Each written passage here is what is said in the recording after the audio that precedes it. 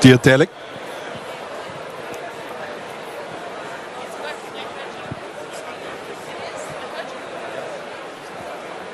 Dear delegates, ladies and gentlemen, good morning and welcome to the 66th session of the IAEA General Conference. May I please ask you now to proceed to your seats? We're going to start in a few moments' time. Thank you very much.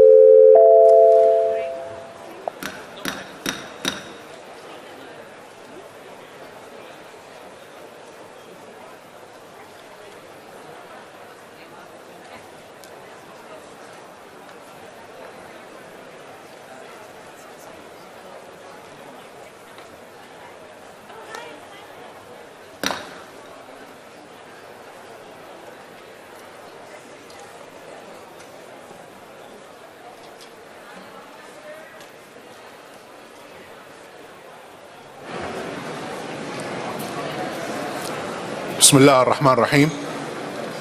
In the name of God, the merciful, the compassionate, distinguished delegates, good morning. I wish to welcome all of you to the first plenary meeting of the 66th regular session of the General Conference.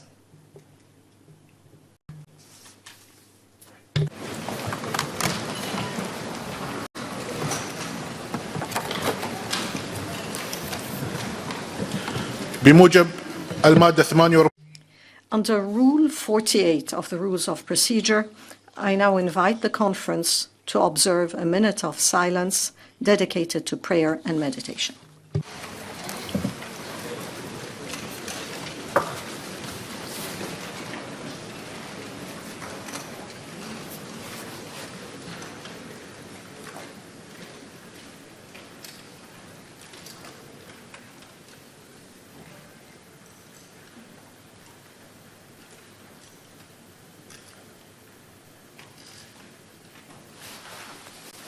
شكرا لكم. Thank you.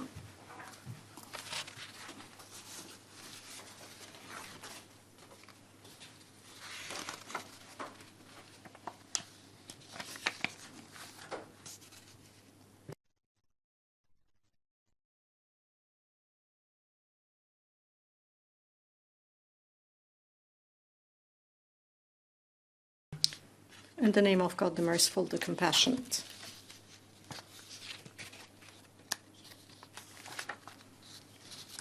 Distinguished ministers and delegations, Mr. Director General Рафаэль Гросси, Your Excellency, distinguished ambassadors and permanent representatives. First, I would like to express my gratitude and thanks to all member states for entrusting the state of Kuwait and my predecessor, Ambassador Sadiq Ma'arifi, with leading the proceedings of the 65th regular session of the International Atomic Energy Agency General Conference. Our appreciation also goes to the Middle East and South Asia Group for nominating us to this role and for providing valuable consensus and support. I would also like to renew our gratitude to the Secretariat for the efforts to facilitate the task of the presidency and ensure the successful conclusion of the 65th session. Ladies and gentlemen, the state of Kuwait believes in the importance of multilateral action and supports every effort that aims to promote cooperation and collaboration towards ever greater heights in all international forums, including the IAEA, which plays a leading role in advancing nuclear sciences and applications and enabling states to safely and effectively benefit from them across various fields. This high-level presence here today only serves to demonstrate the importance of the agency's role in translating the concept of atoms for peace and development into reality, enabling knowledge transfer and maximizing access to all forms of nuclear applications, in addition to further developing the concepts of nuclear safety and security and contributing to their application at all levels, and maintaining verification systems and the application of safeguards as an integral part of the non-proliferation regime. Over the past year, the agency, led by the Director General and with the support and participation of the member states, has continued to perform its core functions with the utmost competence and effectiveness, thereby helping to achieve our objectives. Here, I must applaud the efforts made by the agency and its staff to ensure business continuity and to support member states in their response to the impact of the COVID-19 pandemic, including through the development of innovative new mechanisms for continuing to deliver its work. I must also applaud the achievements such as the new initiatives launched last year, among them New Tech Plastics and Rays of Hope. These initiatives are a welcome addition to the agency's impressive record in placing nuclear technology at the service of humankind. I also commend the agency's continued hosting of and participation in numerous scientific and technical conferences in different fields. In conclusion, once again, we would like to express our thanks to all of you and to the Secretariat. We assure you that we will spare no effort in working with everyone to ensure the success of this conference. We extend our best wishes to the Presidency and to everyone in performing the tasks entrusted to them.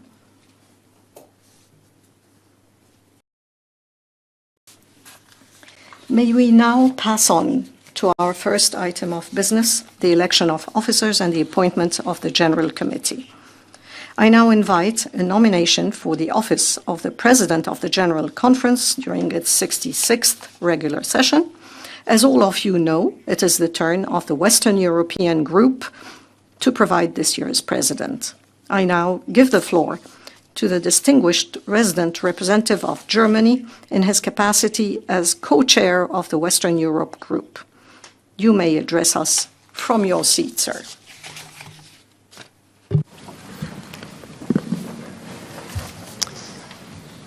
Thank you, President.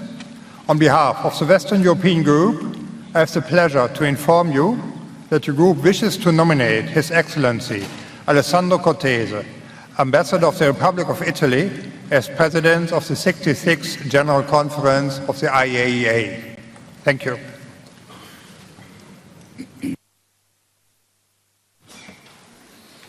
أشكر الممثل I thank the distinguished representative of Germany for the nomination on behalf of the Western Europe Area Group. There being no other nominations, I propose that His Excellency Mr. Alessandro Cortese, Ambassador and Resident Representative of Italy, be elected by acclamation President of the General Conference during its 66th regular session.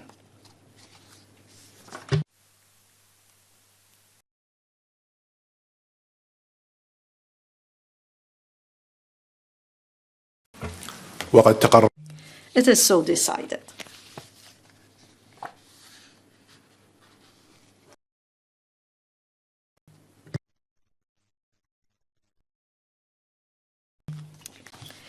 His Excellency Mr. Alessandro Cortese is thus elected President of the Conference by acclamation.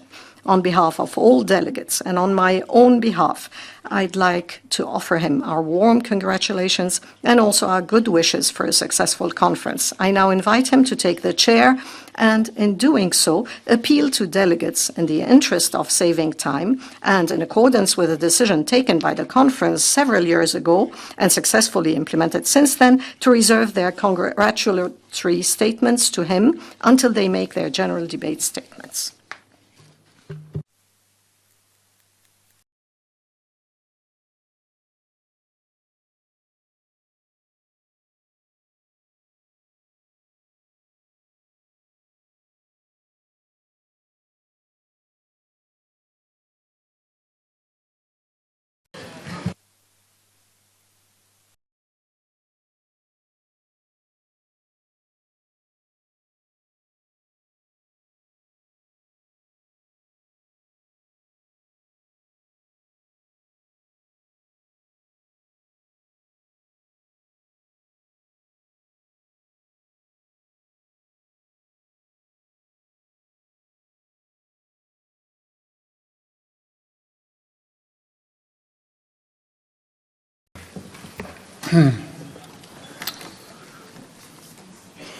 Good morning to all of us. Excellencies, Mr. Director General, distinguished delegates. At the outset, let me express my gratitude to all of you for electing me and for the trust you have bestowed on me. I feel deeply honored. Special thanks go to the colleagues of the Western European Group and in particular to its co-chairs, the permanent representative of Germany, His Excellency Ambassador Gerd Schmidt-Bremer, and of Liechtenstein, Her Excellency Ambassador Maria Pia Kotbauer, for their support and encouragement. I also wish to convey my deep appreciation to the President of the General Conference at its 65th session, my dear colleague, His Excellency the Ambassador Sadiq Marafi, former Ambassador of Kuwait, for his enlightened stewardship of the conference last year, as well as to his successor, His Excellency Ambassador Talal Al-Fassam, from whom I just took the chair. I will try my best to fulfill this important task as brilliantly as my predecessor.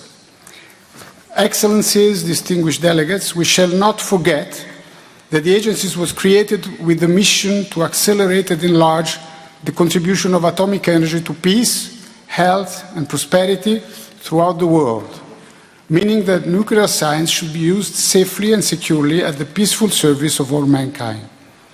Having just a look to our agenda, where we touch a lot of very sensitive and important technical and political issues, we can realize that in recent months, unprecedented challenges have emerged and the role of the agency has become even more crucial, arguably one of the most important and delicate in the global multilateral relations. I would also like to stress with relief one good piece of news, if I may say so, that this General Conference takes place in full presence for the first time after more than 2 years of COVID pandemics, during which, despite the difficulties, the agency played an admirable role in facing major threats to nuclear safety and security in different parts of the world, and in implementing projects and activities to cope with the major global health emergencies of the last centuries. Having all this in mind, I wish to thank wholeheartedly Director General Grossi and the entire staff of the agency for their commitment, dedication and professionalism in conducting the work, thanks to which the IAEA has been able to continue to carry out its functions today, and again, if I may say so, more essential than ever. The latest example is DG's recent mission to Zaporozhye in a situation of danger and extreme political and logistical difficulty.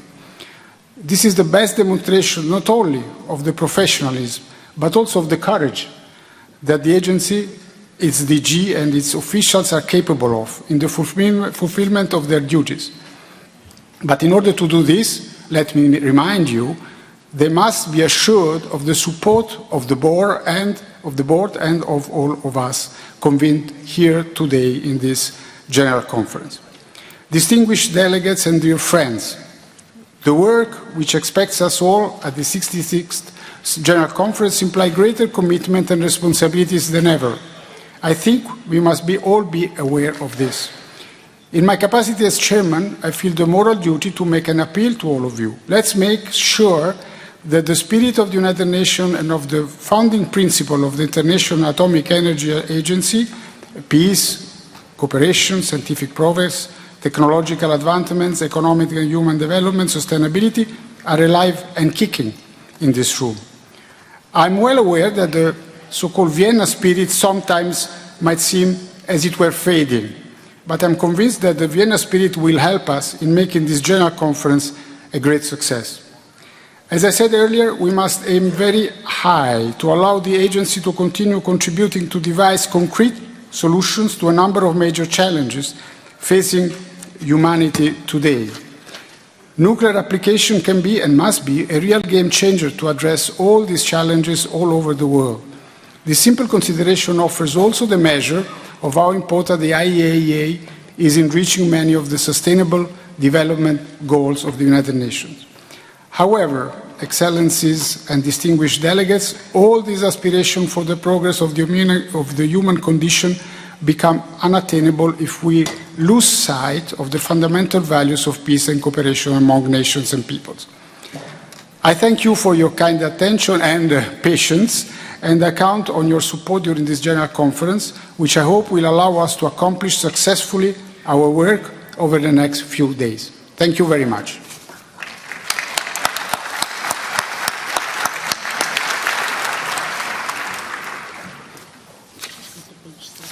Now I go with my speaking points. So I go ahead. Distinguished delegates, I would now suggest that we continue with the election of officers and the appointment of the General Committee. Under Rules 34 and 40 of the Rules of Procedures, the Conference has to elect for the duration of the present session 8 Vice Presidents, the Chair of the Committee of the Whole, and 5 additional members of the General Committee, resulting in a committee of 15 members, with me as its chairperson. I understand that the area groups have provided their candidates, with the exception of the MESA group for the position of a vice president, of one vice president. I also understand that there are still ongoing consultations in the East Europe group to provide one additional member to the General Committee. I should therefore like to submit for your consideration and approval the following proposal, which I have already received, and I will then address the issue of the pending candidates. As the 7 vice presidents, I should like to propose the delegates of the following member states. I will read the name in the English alphabetical order as I have been informed. Australia, Canada, China, Costa Rica, Ghana, Romania, and Sweden. As for the very important role of chairperson of the Committee of the Whole, I propose Minister Mandelenkosi Lunga Bengu, Minister Plenipotentiary from the Permanent Mission of South Africa, and I want to thank South Africa for their availability to chair this important committee. And as the 4 additional members of the General Committee, the delegates of the following member states, And again, I shall read the names in English alphabetical order as I've been informed. Montenegro, Paraguay, Switzerland, United Arab Emirates. I assume that my proposals are acceptable, and accordingly, I take it that the chairperson of the Committee of the Whole and the delegates of the Member States, whose names I've read already, are duly elected as the 7, 8 vice presidents and the 4 of the 5 additional members of the General Committee. It is so decided. Now, with regards to the nomination of one vice president from the MESA group, I have been informed by the chair of the group that the group has received one candidature for the position of vice president of the conference. However, the group was not in a position to make an agreed recommendation to this candidature. May I ask the chair of the MESA group if he could kindly provide any update on the matter? Mr. Ambassador, you have the floor. Thank you, Mr. President. As you have rightly stated, the group had received one candidature for the position of Vice President of the General Committee. However, despite the unrelenting efforts of the group has not been able to make a positive recommendation on this candidature. Thank you, Mr. President. I thank the distinguished Ambassador of India for his update, but I want to hear on this point if there are any speakers. Yes, I see the distinguished Ambassador of Yemen. You have the floor, sir. Thank you, Mr. President. The Republic of Yemen would like to sincerely thank India, chair of the MESA area group, as well as the members of the group for their relentless efforts made until the last minute to reach consensus. We are always keen to reach internal understandings within the group and as well as reaching consensus. It is regrettable that one country did not join the unanimity and did not deal with the issue with realism. On the other hand, all the members of the group had agreed among themselves. The Republic of Yemen has presented its candidacy to the MESA group to be vice president. This was made on the 25th of September 2022. We hope that member states will lend their support to the Republic of Yemen so that we could occupy that post of vice president. We fully support the president of the conference as well in ensuring the success of this conference. Thank you. I thank you for your statement, for your declaration. I see, even if it's far, I think I see the flag of the delegation of Iran. You have the floor, sir. Thank you so much. Good morning, distinguished colleagues. Bismillah ar-Rahman ar-Rahim. Of course, I will leave the congratulatory statements for my head of the delegation, and then we'll proceed accordingly. Mr. President, I would like to put on record the position of the Islamic Republic of Iran on the current situation faced the MESA group with regard to the issue of the election of officers of the General Committee and some other PMO's positions. Mr. President, the session of the General Conference would have worked smoothly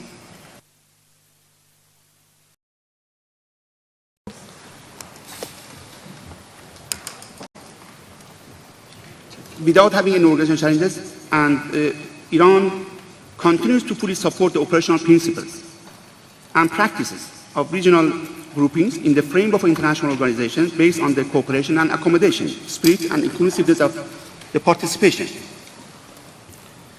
The rationale of equitable representation in the AJCs, policy-making bodies to regional group is under serious systematic attack by few members of the group. It is clear that the group of MESA could not come to consensus on this issue and other position, the available position for the PMOs, on which my delegation will extensively elaborate its position in due time. Iran believes that the representation of the group by member of states in the Bureau is an opportunity to allow the position of the members of the third group to be echoed as appropriate in the deliberation of the PMOs, along with the efforts to facilitate the work and advance the general goals of the relevant bodies. The rationale of equitable geographical representation in the board of directors is that the interests of the position of every group be preserved and represented. Thus, it is unacceptable that a member of the Bureau abuse this stand to pursue a narrow-minded political self-served national agenda. Such an approach will definitely cause disagreement and division within the group. My instruction is to maintain the integrity and tranquility within the group as much as possible and to prevent division within the group by any actor. Despite all efforts by the distinguished ambassador of India, as now echoed, we left no choice but to face. In conclusion, Mr. President, my delegation will continue to avoid confrontation and engage in good faith to allow a smooth conduct of this business in the conference, believes that an unbalanced and discriminatory approach towards nomination of the officers in the Bureau would undoubtedly yield to compromise the constituencies of the IAEA, and that requires an inclusive approach to allow participation of all in the PMOs of the conference. I thank you. I thank the distinguished ambassador of Iran for his statement, which will be duly included in the official records of the meeting as you rightly requested. But I also, from this brief exchange, understand that the distinguished ambassador of Yemen has submitted his candidature for the position of one vice president of the conference, right now, earlier on. May I take that the conference agrees to elect the candidate I have just mentioned?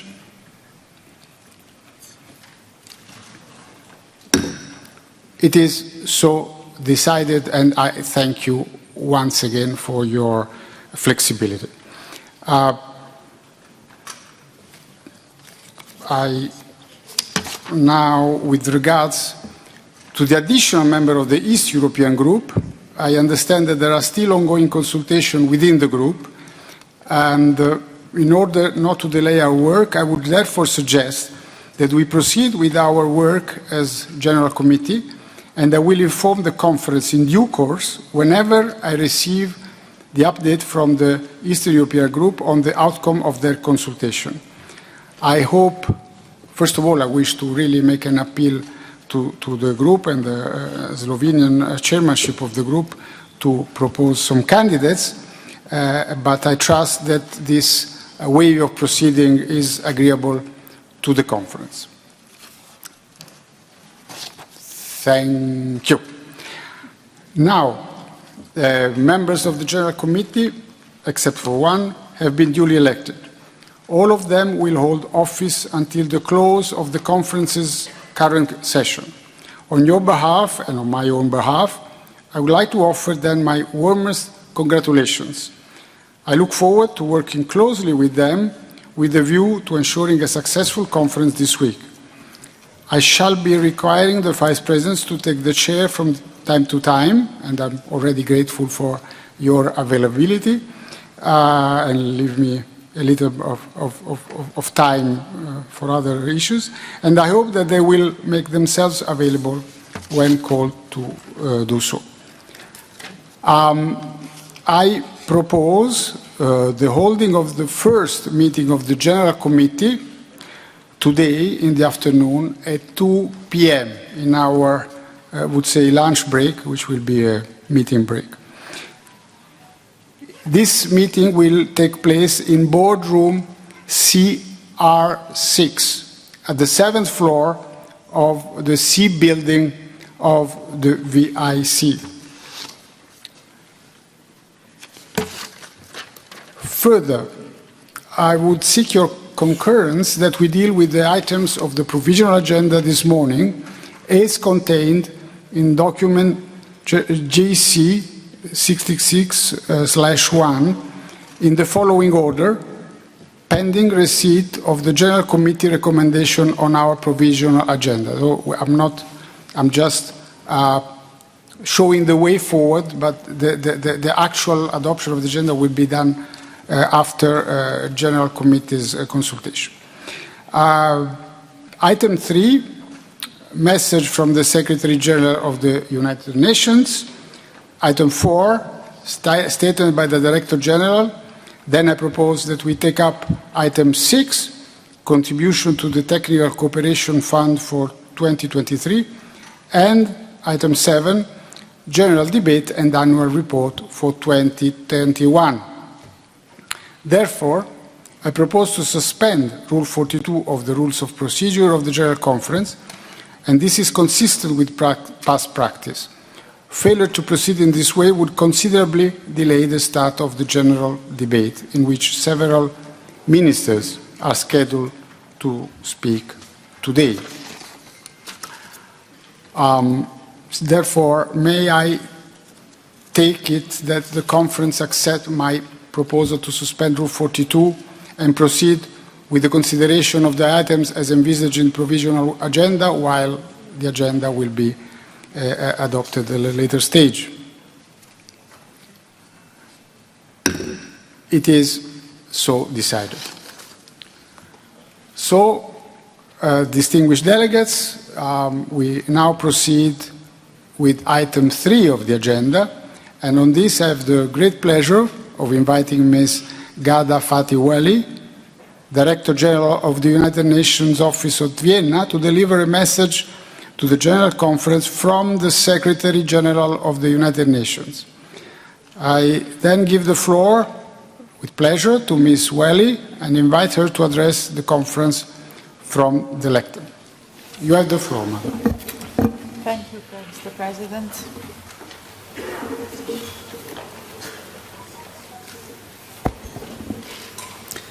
Excellencies, ladies and gentlemen, good morning and welcome to the Vienna International Centre. It's an honor for me to join you and share with you the message of the Secretary General.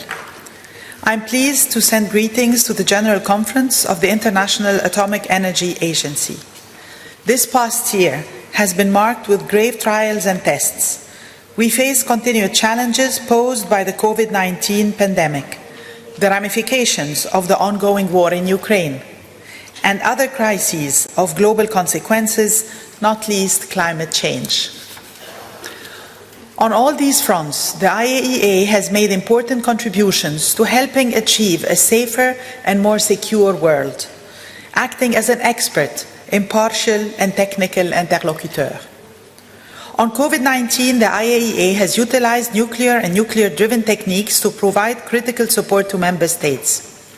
Despite increasing restrictions, the agency has worked to verify the nuclear-related commitments under the Joint Comprehensive Plan of Action. By assisting more than 140 countries and territories through its technical cooperation program in areas such as health, nutrition, food, agriculture, and climate change, the IAEA has contributed to efforts to advance the 2030 Agenda and Sustainable Development Goals.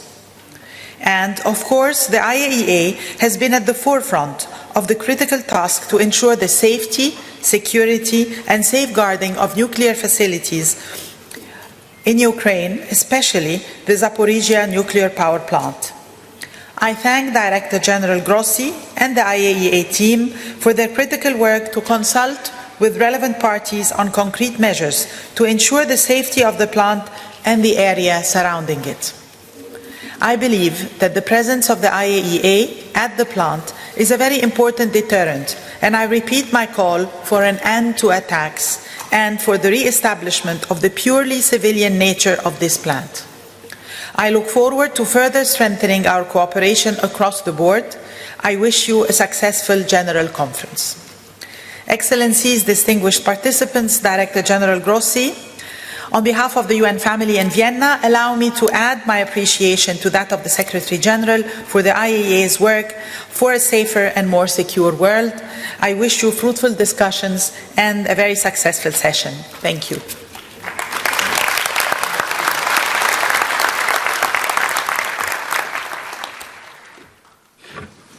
I wish really to thank Her Excellency Ghada Fatih Weli for, first of all, for her presence with us and for delivering such an important message on behalf of the Secretary General. And in turn, on behalf of the General Conference, I really would ask her to convey to the Secretary General of the United Nations, Mr. Antonio Guterres, our appreciation for his message. Distinguished delegates, we now come to item 4, and I have now the great pleasure in inviting the Director General of the IAEA, Mr. Rafael Grossi, to make his statement to General Conference. Rafael, you have the floor.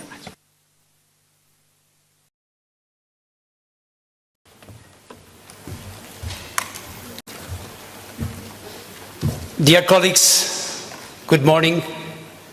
It is a great pleasure to see you again this year.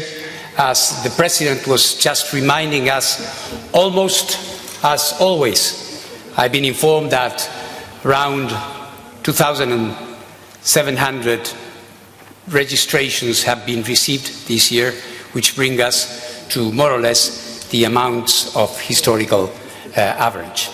I'd like to start by thanking Ghada, our director here in the VIC, for the message you kindly read to us from Secretary General Guterres, with whom, by virtue of the realities that we are facing, I have been interacting quite frequently and intensively, and I thank you for that. Please convey to the Secretary General the recognition of the IAEA. It's also a pleasure to be having this session under the presidency of Ambassador Cortese. È piacere di vederti, lavorare con te. Grazie. Little did we know, a year ago, when we met for the General Conference, that a year later we would do so under the circumstances that we know. The combination of war again in Europe, the energy crisis that we are living and that was compounded with the climate change and the climate crisis that we already knew and we were fighting against, and the food crisis in a convergence that appears mesmerizing, is in front of us. It is at the same time a source of personal commitment and of yours as well, I am sure, that we know that in many of the things we do here at the IAEA, we have the ability to mitigate, when not to change, some of these enormous challenges we are facing. And of course, we have first at the top of our list and our preoccupations the situation in Ukraine. As the Secretary General has said, this war must stop. But before that happens, we must, and here is where the IAEA comes to play, we must make everything in our power to prevent a nuclear accident that would add tragedy to the suffering. From the beginning of this war, I have been in Ukraine several times, and the missions of the IAEA as well. Recently, as it was reminded to us a minute ago, we were at the Zaporozhye nuclear power plant. A nuclear power plant, the biggest in Europe, which is under fire. Incredible to believe, but true. In front of this reality, we need to act. If something happens there, we will not have a natural catastrophe to blame for. We will just have our own inaction because we knew what needed to be done. And there is a plan on the table to do it.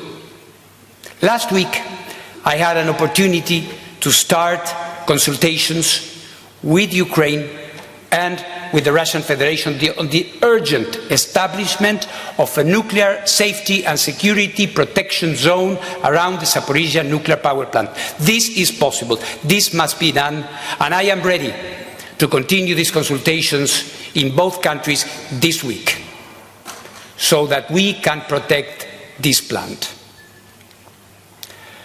The work there will allow us to stabilize a situation that is simply unacceptable. And I am convinced that it's something that we can do.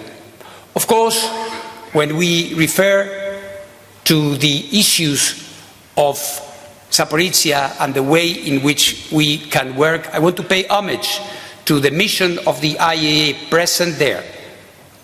We have established a permanent presence, something that had never happened before at wartime in a facility, and we are keeping the international community informed and, as the Secretary General rightly said, deterring to the extent we can those who want to do harm there.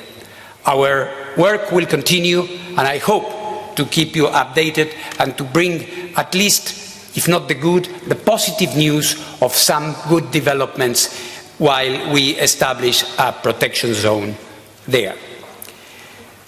This issue is, of course, very closely linked to the climate change and the energy crisis we are undergoing. And we know that by virtue of this convergence, which was not imaginable before, many countries, confirmed users of nuclear energy, but also many others are looking at nuclear energy as a way to ensure their energy needs and also to address another existential crisis that we are facing in the global warming phenomenon that we know. We continue our work in the 32 countries operating the 438 reactors in operation when 57 are being constructed all over the world. And many of you, especially from developing countries, are coming to us saying we also want to benefit from this clean source of energy, in particular in its new manifestations through small and modular reactors. The agency is going to help you. The agency is going to build the capacities that you all need and you deserve, following strictly the letter of Article 4 of the Treaty on the Non-Proliferation of Nuclear Weapons that enshrined this principle of unfettered access to the peaceful uses of nuclear energy.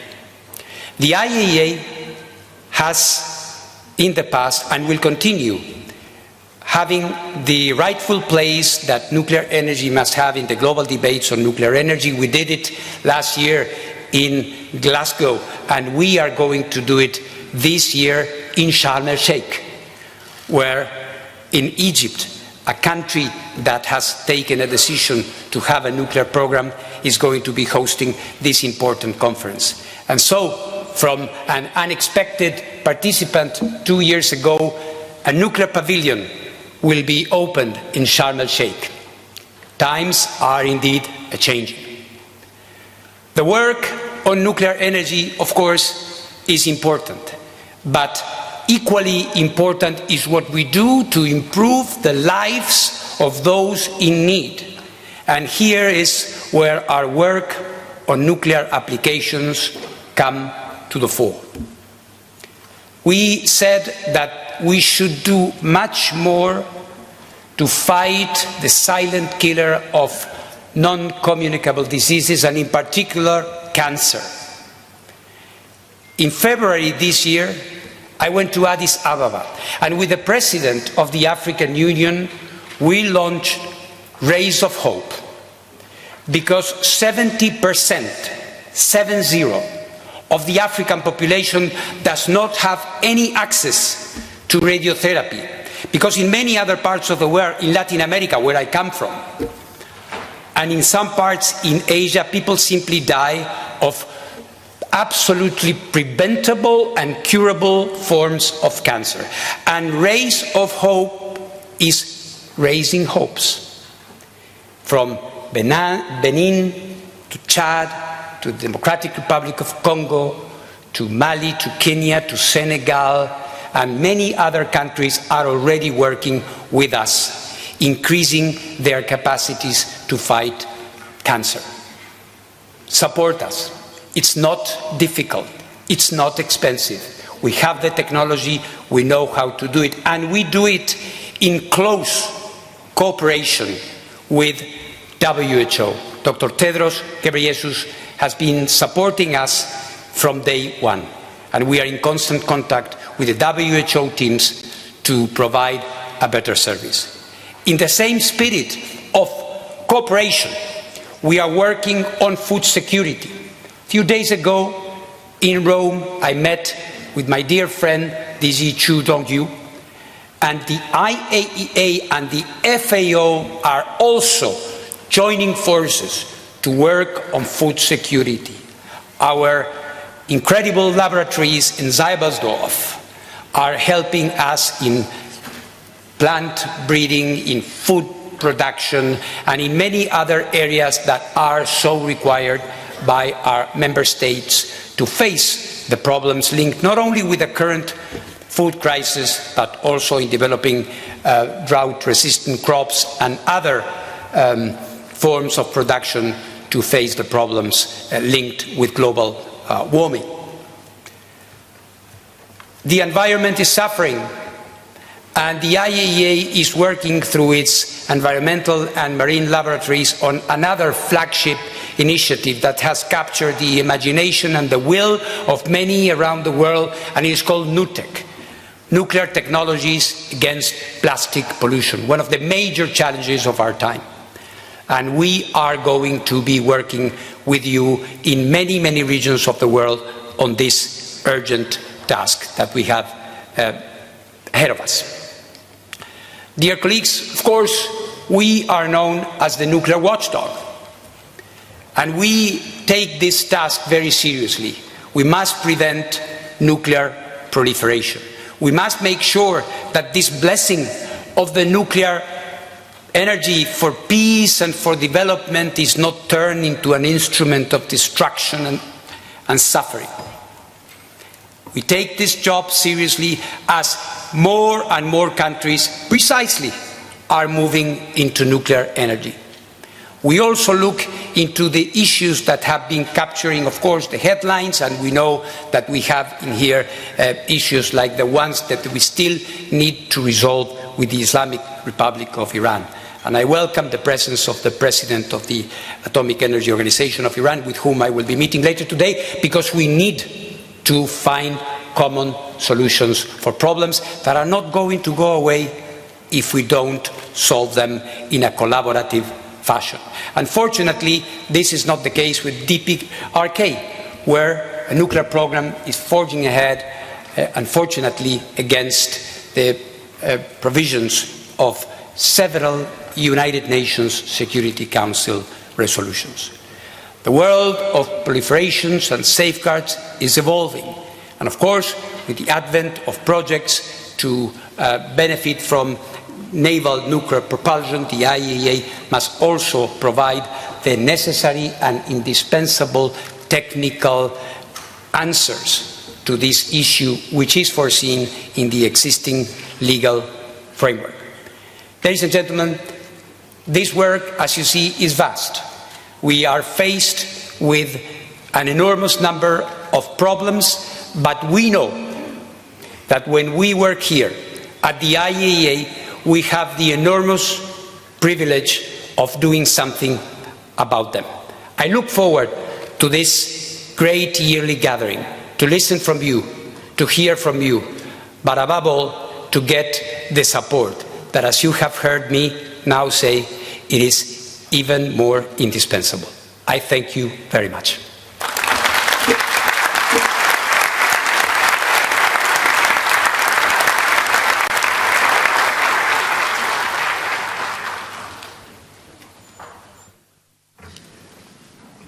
Well, thank you very much. And I really, after the applause, which was well deserved, I want to thank the Director General for his statement. He not only dealt with specific agenda items for this session, but also provided us with an interesting overview and some food of thought, if I can say so, on the main issues and challenges ahead for the agency. And I'm also sure that his views will receive careful consideration by Member States, also in the perspective on our consideration in the next few days. Distinguished delegates, let us now move to item 6 of the agenda, but with your permission, I should now like to say a few words about the contributions to the Technical Cooperation Fund. The Board of Governors on 6 June 2022 recommended a figure of 92,600,000 euros as the target for voluntary contribution to the Technical Cooperation Fund for the year 2023, for next year. Document GC 66/15 before you has attached to it a table showing the contribution which each member state would need to make in order to meet its share of the target.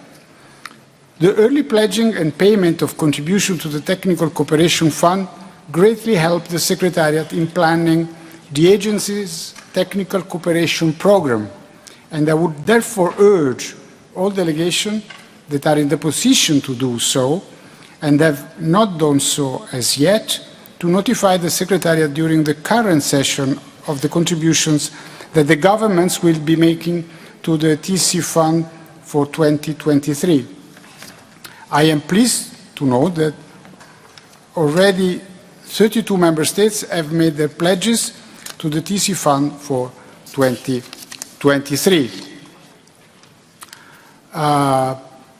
For your information, at the end of our session, under a later agenda item, I will report on the contribution, which have been pledged up to that time, the time I will make the report, and I hope that I will be in a position to report favorably on the percentage of the 2023 target figure already pledged. Pledges can be made during meetings at the table to my right,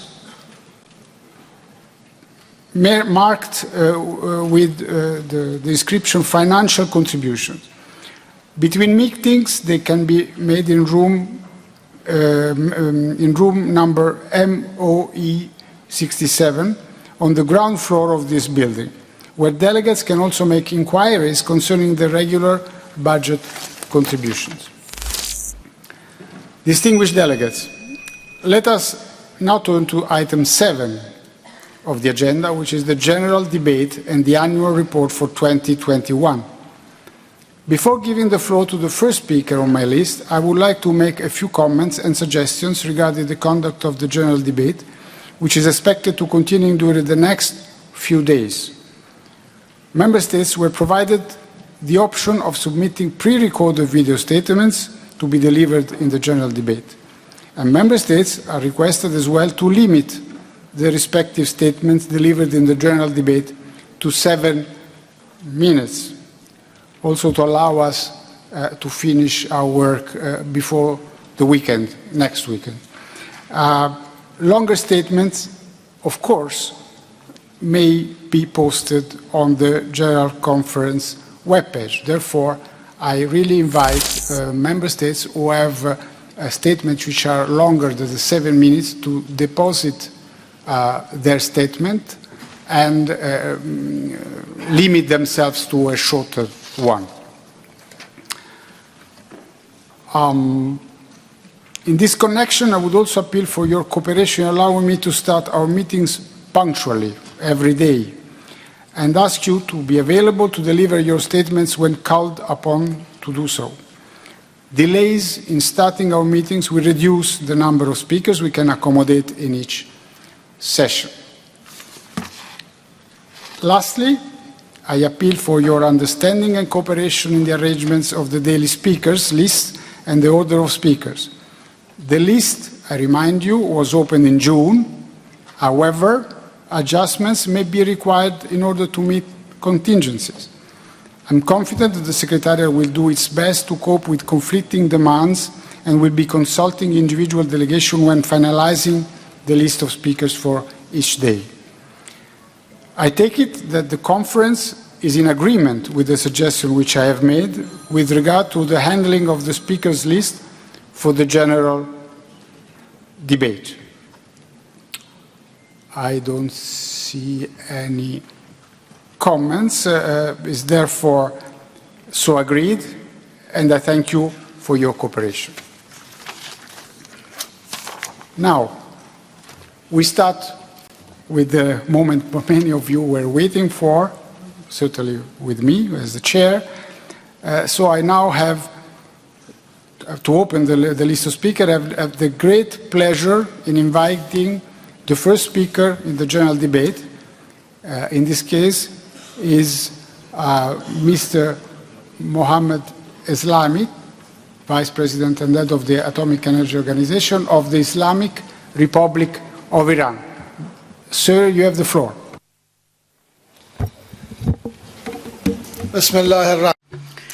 In the name of God, the most compassionate, the most merciful, Mr. President, Director General, Excellencies, ladies and gentlemen. Mr. President, at the outset, I would like to congratulate you on your assumption of the presidency of this conference. I would also like to assure you of my delegation's support and cooperation. The development plans of the Islamic Republic of Iran are aimed at ensuring a sustained progress, along with promotion of justice to achieve sustainable development. In this regard, the comprehensive strategic document of the nuclear industry for Vision 2040 has been approved at the national level and has been placed on the agenda of the work of the Atomic Energy Organization of Iran. According to this document, the share of nuclear electricity in the energy basket of the country should increase up to a minimum 20% of the country's total electricity. And in this respect, a plan has been foreseen for creating a new capacity of 10,000 megawatts of nuclear electricity for the next 10 years. The document also addresses production, development, and application of radioisotopes, vast utilization of radiation in health, agriculture, environment, and industry. In this regard, the Islamic Republic of Iran welcomes the initiative of the Rays of Hope, which is the main theme of the Scientific Forum for 2022.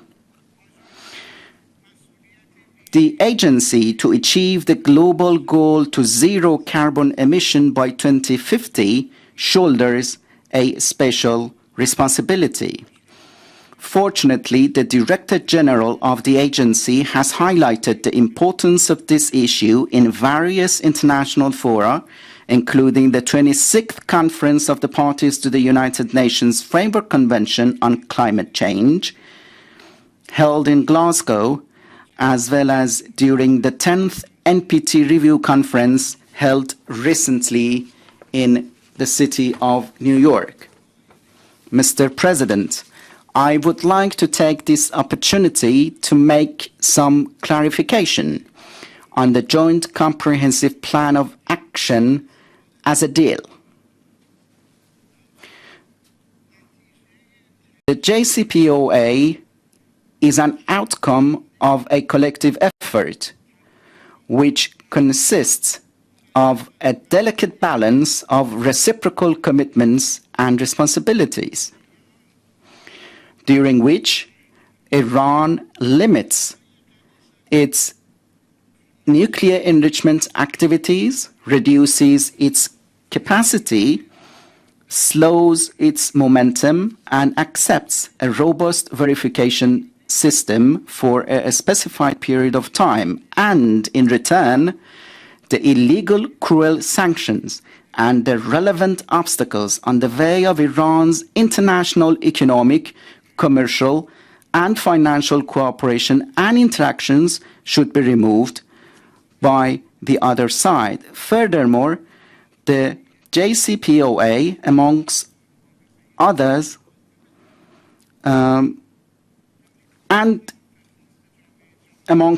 as a confidence-building tool, shall prevent baseless allegations against peaceful nuclear program of Iran. The United States, against the will of the international community, violated the provisions of the nuclear deal and the UN Security Council Resolution 2231, withdrew from the deal and resorted to infamous maximum pressure policy, which was confessed to have been failed and useless.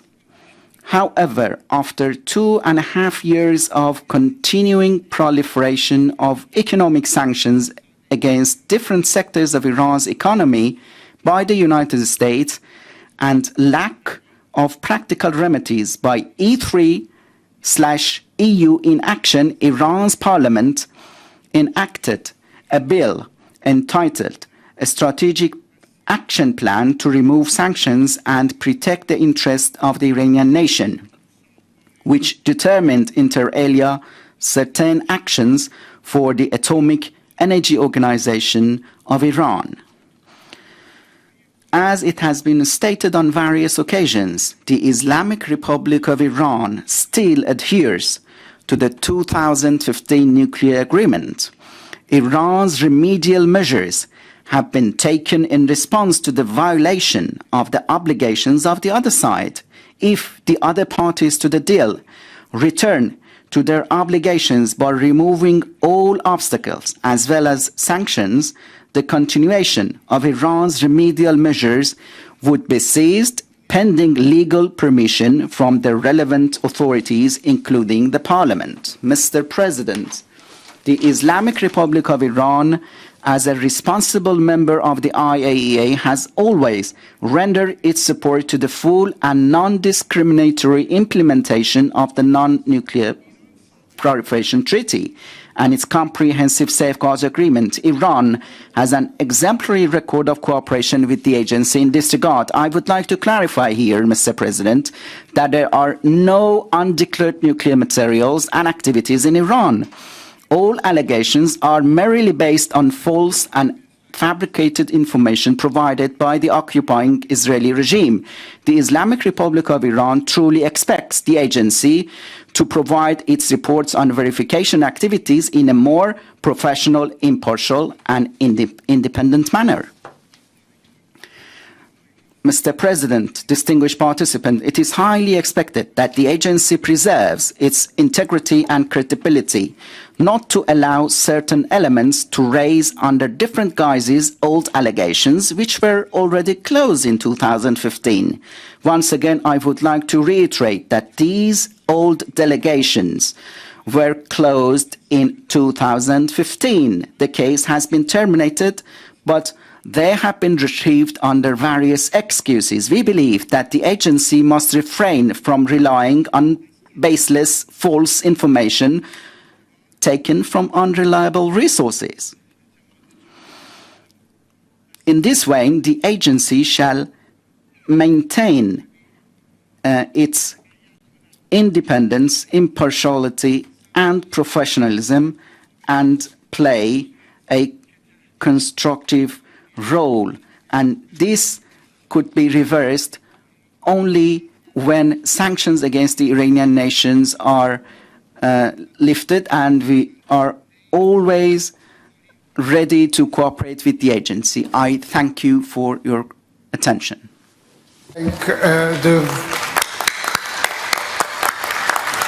I thank the Vice President of the Islamic Republic of Iran for his statement, and I now have the pleasure to give the floor to the Deputy Prime Minister and Minister of Foreign Affairs of the Netherlands, Mr. Wopke Hoekstra, who has forwarded us his speech on video.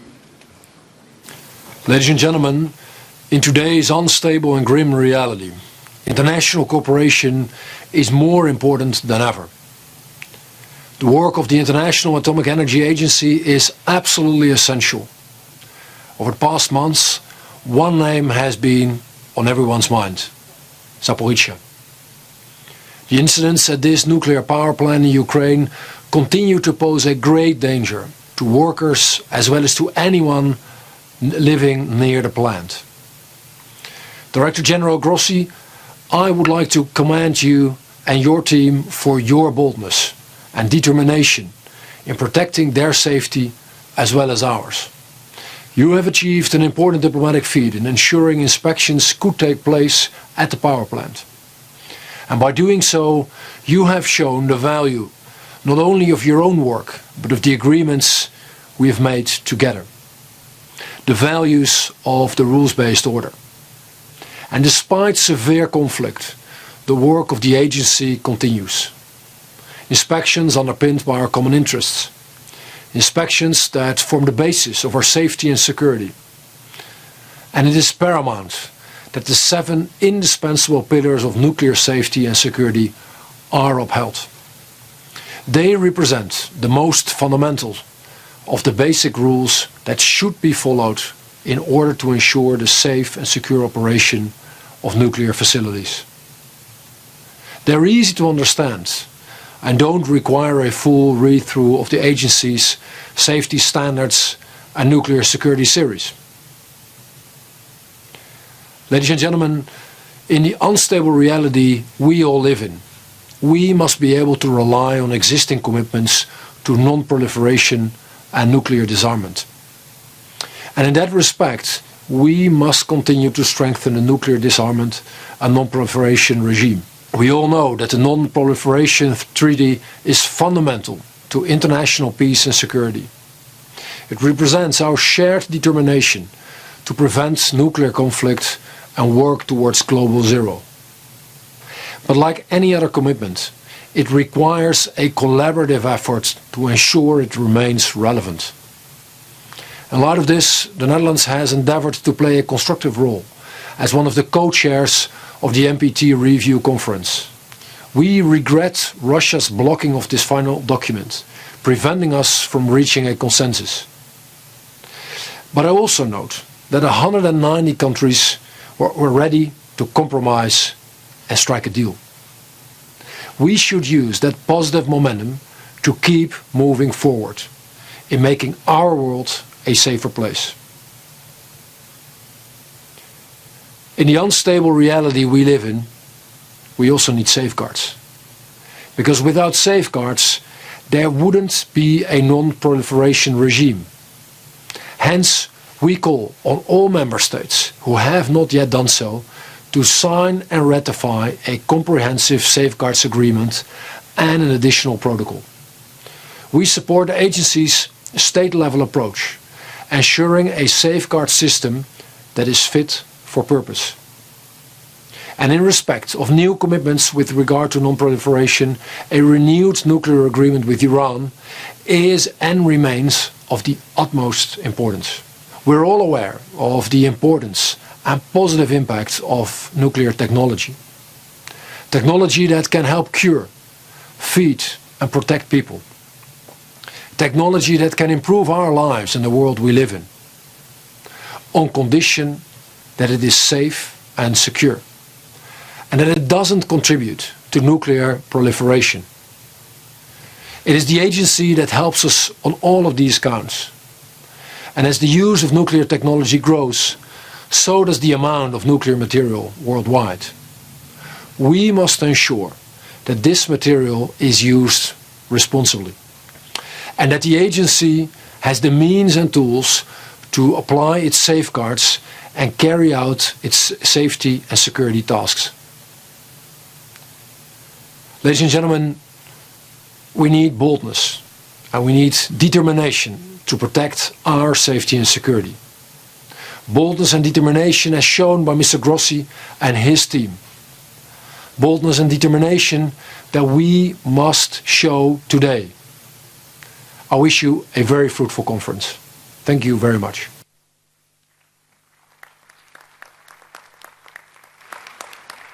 I thank the Deputy Prime Ministers and Minister of Foreign Affairs of the Netherlands for his statement, and now I wish to give the floor to the acting Chairman, State Nuclear Regulatory Inspectorate of Ukraine, Mr. Oleg Korikov. You have the floor, sir.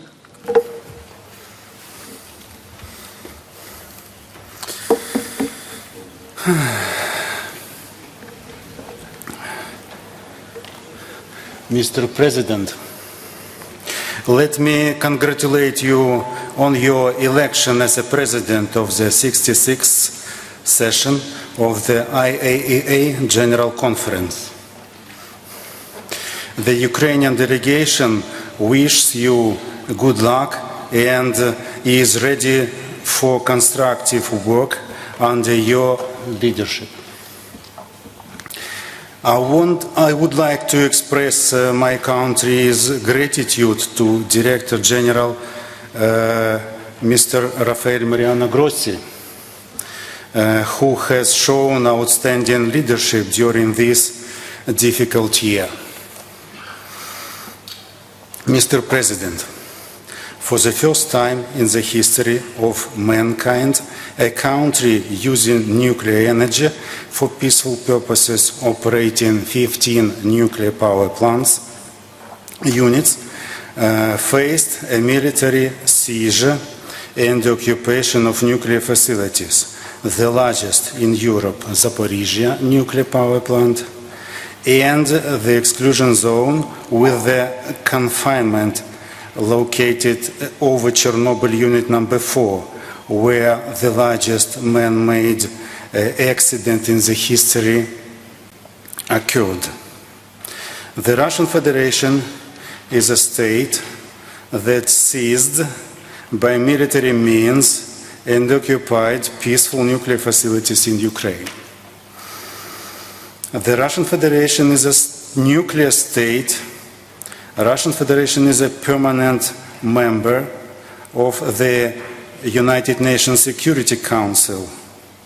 Russian Federation is a nuclear terrorist state that in 2022 carried out an unprovoked, full-scale invasion of an independent state and occupied Zaporozhye nuclear power plant and Chernobyl nuclear power plant.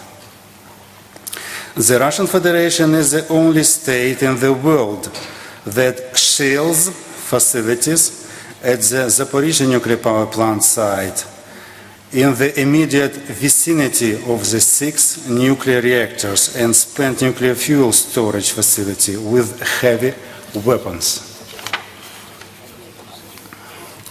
The Russian Federation is a country that shells Zaporozhye nuclear power plant satellite city, Energodar, with civilians, including the NPP personnel families, shells of other Ukrainian cities from the Zaporozhye nuclear power plant site.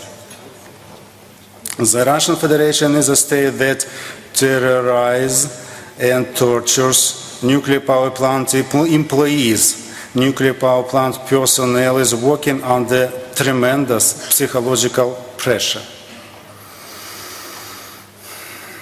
Russia is a state that launches cruise missiles over nuclear power plant sites, ignoring the non-fly zone around nuclear power plants. Heavy weapons and ammunition of the Russian Federation are located directly in the turbine hall of Zaporozhye nuclear power plant first and second units. I can go on listing the acts of Russian nuclear terrorism at Ukrainians' nuclear facilities, including shelling the neutron source installation in Kharkiv a long time. However, I want to appeal to the world community and IAEA. Because of Russia's actions, the whole world is now on the brink of a nuclear disaster, whose consequences will be global, and it is still impossible to predict them. The spread of an emergency release in the event of such a disaster, depending on the direction of the air mass transfer, may enter the territory of other countries. Therefore, dear President, dear colleagues, I ask you not to be indifferent and not to expect that the consequences of the possible nuclear accident will bypass your countries, and use all your levels of influence to stop the country occupying the nuclear power plant in its terrorist activities. I want to personally thank IAEA Director General Рафаэль Гросси for organizing and leading missions to Chernobyl nuclear power plant and Zaporozhye nuclear power plant. The reports developed upon the missions results became indisputable evidence of the crimes of the Russian army in the occupied territories, and became their documentary confirmation for the world community. However, the report on the results of the mission to Zaporozhye nuclear power plant has not yet brought us closer to solving the main issue: cessation of shelling nuclear facilities, demilitarization and deoccupation of Zaporozhye nuclear power plant. The total withdrawal of the Russian occupation troops and representatives of Rosatom from the territory of Zaporozhye nuclear power plant should be the main task and goal of the mission. Ukraine highly appreciates the adoption of Resolution GOV 2022-58 on the 15th of September 2022, entitled "The Safety, Security and Safeguards Implication in the Situation in Ukraine" by the IAEA Board of Governors.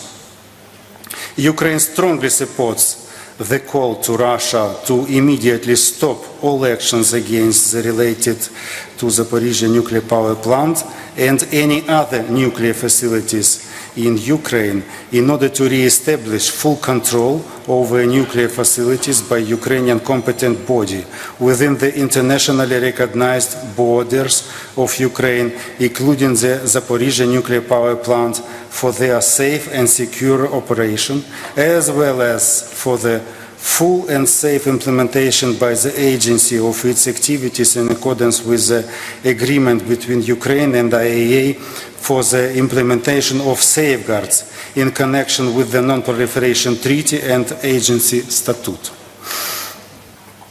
And after the adoption of the resolution on 19th of September, 20 minutes after the midnight, Russia attacked another nuclear power plant of Ukraine, Південна Українська plant, with a cruise missile. The missile fell 300 meters from the nuclear reactors.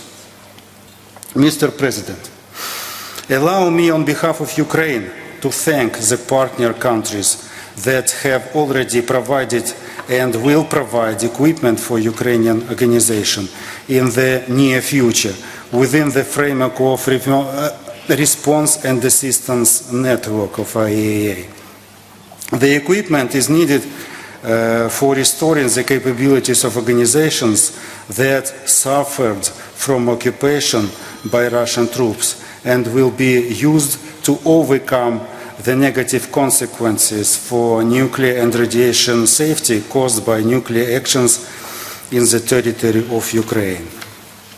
We highly appreciate the IAEA efforts and coordinating role in this process.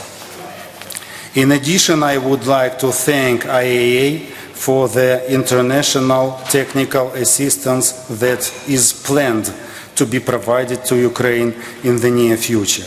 Let me emphasize that my country remains fully committed to its obligations under the Non-Proliferation Treaty in general, and in particular under the Agreement of Comprehensive Safeguards and Additional Protocol to the agreement, even in the wartime. And finally, if we do not stop Russia now, we will further remain hostages of the nuclear terrorist country, and nobody knows what nuclear power plant in what country is going to be the next target. Thank you for your attention. Thank you.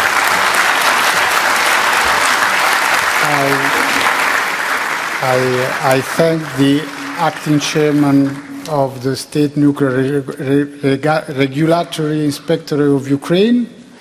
And now it's my pleasure to invite the distinguished President of the State Office for Nuclear Safety of the Czech Republic, Ms. Dana Drabova, who will speak on behalf of the European Union. You have the floor, Madam.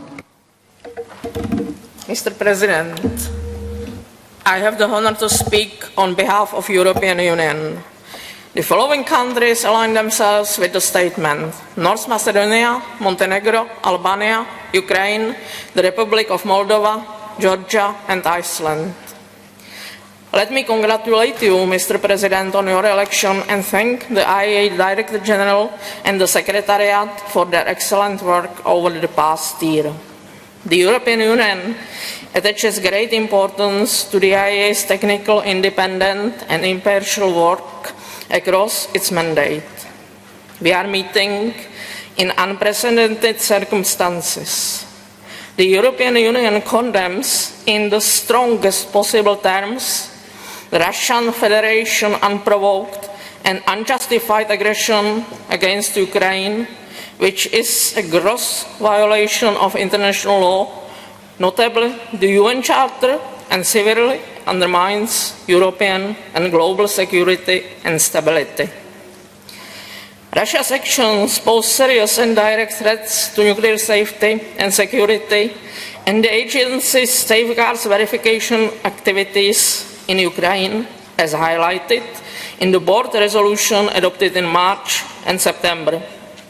We are deeply concerned that each of the 7 indispensable pillars outlined by the IAEA Director General has been compromised as a result of the Russian aggression. As stated by the Director General, a nuclear accident must not be added to the tragedy of this war. The EU strongly supports the agency's work to assist Ukraine, notably the IAEA support and assistance mission to Zaporozhye, and the agency continued presence at the facility. We also support the Director General proposal to establish a nuclear safety and security protection zone around Zaporozhye nuclear power plant, the modalities of which would need still to be agreed. We emphasize there is only one sustainable solution. The Russian Federation must stop its illegal war on aggression against Ukraine, unconditionally withdraw all its armed forces and military equipment from the entire territory of Ukraine, notably from the Zaporozhye power plant, and fully respect Ukraine's territorial integrity, sovereignty, and independence within its internationally recognized borders.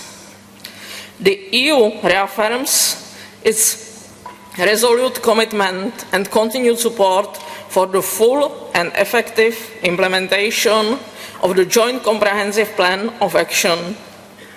The EU is increasingly concerned at Iran's continued actions inconsistent with the JCPOA and with severe and in the case of R&D activities, irreversible proliferation implications. Some of these actions do not have any plausible civilian justification.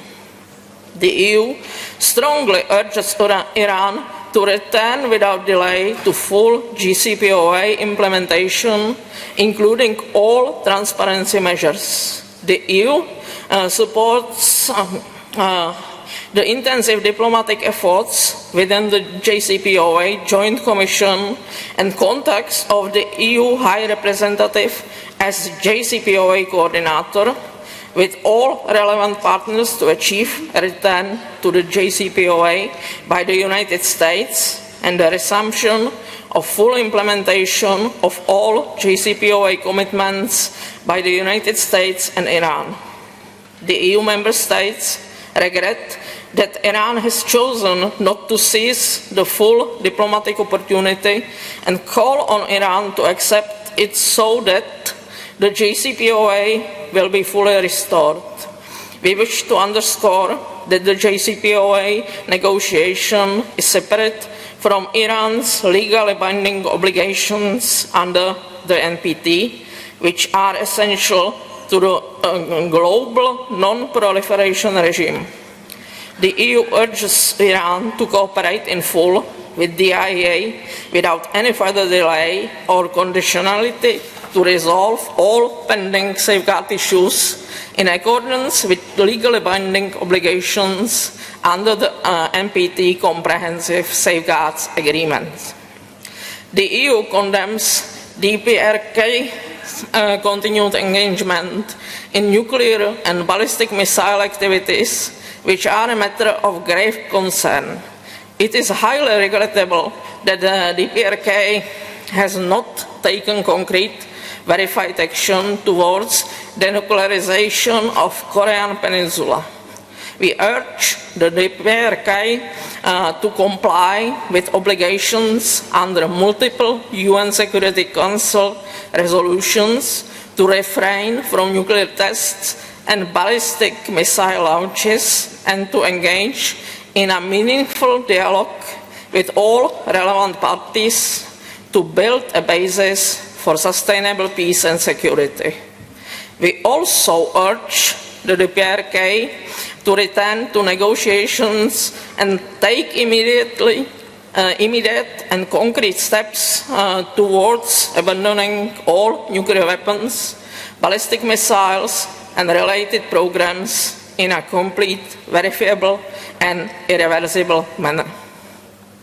Mr. President, the EU regrets that the 10th Review Conference of the Nuclear Non-Proliferation Treaty could not achieve consensus on final outcome document because of the Russian Federation blocking consensus. We will spare no effort to continue promoting the full and effective implementation of the NPT as well as its universalization, and we will build upon the substantial discussions held tirelessly over the course of the 10th Review Conference to prepare for the new review cycle. The NPT remains the cornerstone of the global nuclear non-proliferation regime, the essential foundation for the pursuit of nuclear disarmament in accordance with Article 6 of the NPT, and an important element in the development of nuclear energy applications for peaceful purposes in accordance with Article 4 of the NPT. Its legally binding obligations and past commitments remain valid. The EU reaffirms its full support for the establishment of a zone free of nuclear and all other weapons of mass destruction and their delivery systems in the Middle East, as agreed at the 1995 NPT Review Conference. The EU also affirms its full support for the decision to establish a working group to strengthen the review cycle. The EU supports the strengthening of the IAEA safeguard system and reminds of the view that comprehensive safeguards agreements, together with the additional protocol, constitute the current verification standard under the NPT. We call for their universalization without delay. The EU also urges all states which have not yet done so to amend their small quantities protocol and apply the comprehensive safeguards agreement in full, especially those states that are already building a nuclear power plant or research reactor. The EU and its member states attach utmost importance to nuclear safety and its continuous improvement. Over the past decades, we have established and further developed an advanced, legally binding nuclear safety framework applicable in all EU member states. We also provide financial and human resources to help improve nuclear safety in countries outside the EU, including through the European Instrument for International Nuclear Safety with a budget of 300 million euros. Furthermore, the EU stresses the need to continue strengthening nuclear security worldwide in order to prevent nuclear terrorism and facilitate peaceful uses of nuclear technology. We encourage all member states to promote a strong nuclear safety and security culture and continuously implement the highest possible nuclear safety and radiation protection standards. We recognize the IAEA's central role in facilitating international cooperation and providing technical assistance to member states. We reaffirm our strong political commitment to international nuclear safety and security convention, support their implementation, and call upon all states to join them. We stress the need to consider new legally binding international rules specifically prohibiting armed attacks against any nuclear installations devoted to peaceful purposes. Mr. President, the EU and its member states reaffirm their long-standing commitment to and strong support for the IAEA Technical Cooperation Programme and support the agency work in the peaceful uses of nuclear technology in order to reach the Sustainable Development Goals and the Paris Agreement commitments, including in the context of COP27. We acknowledge that member states pursue different approaches to ensure energy security at affordable cost, and that all countries will have the sovereign right to decide whether or not to include nuclear power as part of their own energy mix to collectively achieve the 2030 climate target and the Paris Agreement's commitments. The EU acknowledges the role played by nuclear technologies in relation to global efforts to limit climate change and mitigate its negative effects. The EU also welcomes the new Race of Hope initiative and the organization of this year's scientific forum on this topic. We welcome the strong commitment to gender equality and encourage the Secretariat to continue its efforts to achieve gender parity and mainstream gender in its programs and projects. The EU is proud to be the largest donor to the IAEA's Marie Skłodowska-Curie Fellowship Program. We remain among the IAEA largest donors and expect efficient and effective program delivery. Given the importance of the IAEA's work, we hope the member states will do their utmost to ensure sustainable funding for the IAEA key activities. Thank you, Mr. President.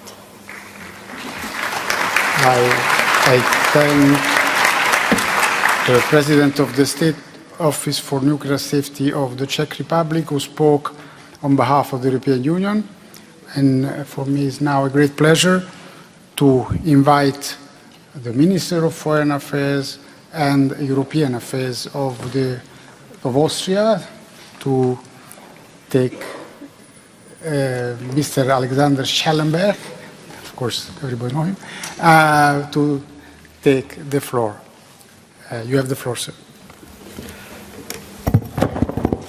Thank you very much, Mr. President, Director General, dear Rafael, Excellencies, ladies and gentlemen. As a proud host country, it is a real pleasure to welcome you all in Vienna, and a particularly warm welcome to the delegations of St. Kitts and Nevis and Tonga, who are here with us for the first time since I joined the agency, since the last meeting.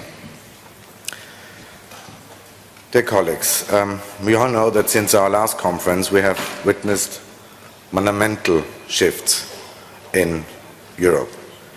War has returned to this continent with the unprovoked aggression by a nuclear-armed state against a sovereign neighbor. This, and we are all aware of it, this is a war in Europe, but it is not a European war.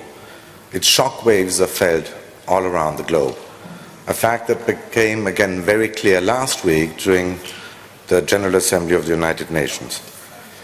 Russia's brutal invasion of Ukraine has been accompanied by explicit nuclear blackmail and the occupation of the Zaporozhye nuclear power plant, the largest in Europe, by Russian forces. These actions show an alarming degree of irresponsibility, and these actions risk catastrophic consequences for all of us. And I would like to take this opportunity to salute your leadership, dear Rafael, and salute the determination and expertise of your whole team at the agency. In fact, you and your team, you are insurance. You are our ears and our eyes on the ground, and you give us at least some sense of security in these troubling times.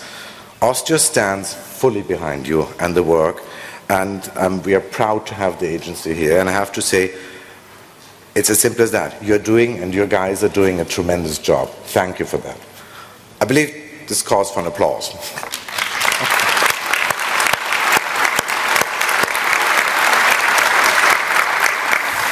And we also fully support the establishment of a safety zone around the Zaporozhye power plant. This is the responsible, it is the logical thing to do.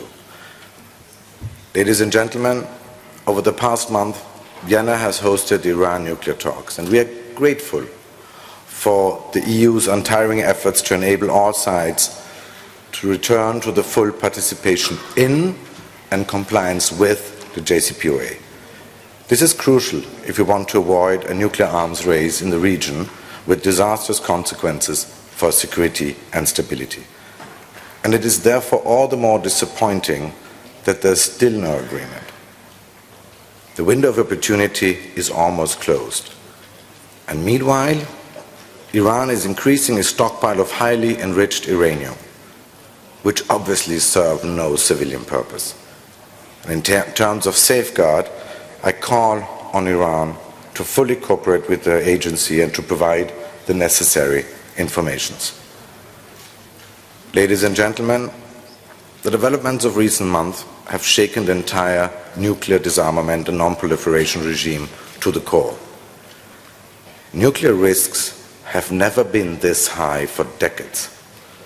And yet the mechanisms we put into place to deal with this, they're simply not working. The NPT review conference was a failure. And not just because Russia decided to block consensus on the final document. No. We must be clear-eyed that the whole process is a disappointment because of the unwillingness of nuclear states to go forward on nuclear disarmament. Because many still believe in the logic of nuclear deterrence, a logic I fundamentally disagree with. Because deterrence requires credibility, and credibility means actually the readiness to actually use nuclear weapons. This is nothing less than a massive sword of Damocles hanging over all our heads. This downward spiral must serve as a wake-up call to all of us. The nuclear status quo is simply not sustainable. We need a new momentum, a paradigm shift. And I believe there is one. There is the TPNW, the Treaty on the Prohibition of Nuclear Weapons. And I'm proud that the first meeting of the states parties in June in Vienna delivered concrete results, a strong condemnation of all nuclear threats, and an ambitious program to implement the treaty. And yes, I know that not everybody in this room agrees, but Austria and the Austrian government will not tire to convince other states to join the treaty and to see the positive transformational power it has for all our security and stability. Mr. President, next to nuclear disarmament and non-proliferation, we are faced with an urgent task to diversify and decarbonize our energy sources. We all suffer from high energy prices and Russia's cynical use of energy as a weapon. Our citizens rightly look to us for answers. But I underline, and it won't be a surprise to you, I underline once again that for Austria, nuclear fission is simply not a sustainable and safe way to generate electricity, nor to fight climate change. We should rather invest in renewable energy technologies that are simple and quick to implement, that are easy to maintain, and that don't have the safety, security, and proliferation risks of nuclear power. Ladies and gentlemen, the challenges before us are indeed far-reaching, yet I am convinced that we have the tools in our hands to face them. If we use the agency and its independent expertise in the way we are actually meant to, and if we respect the spirit and the letter of the NPT. Thank you very much.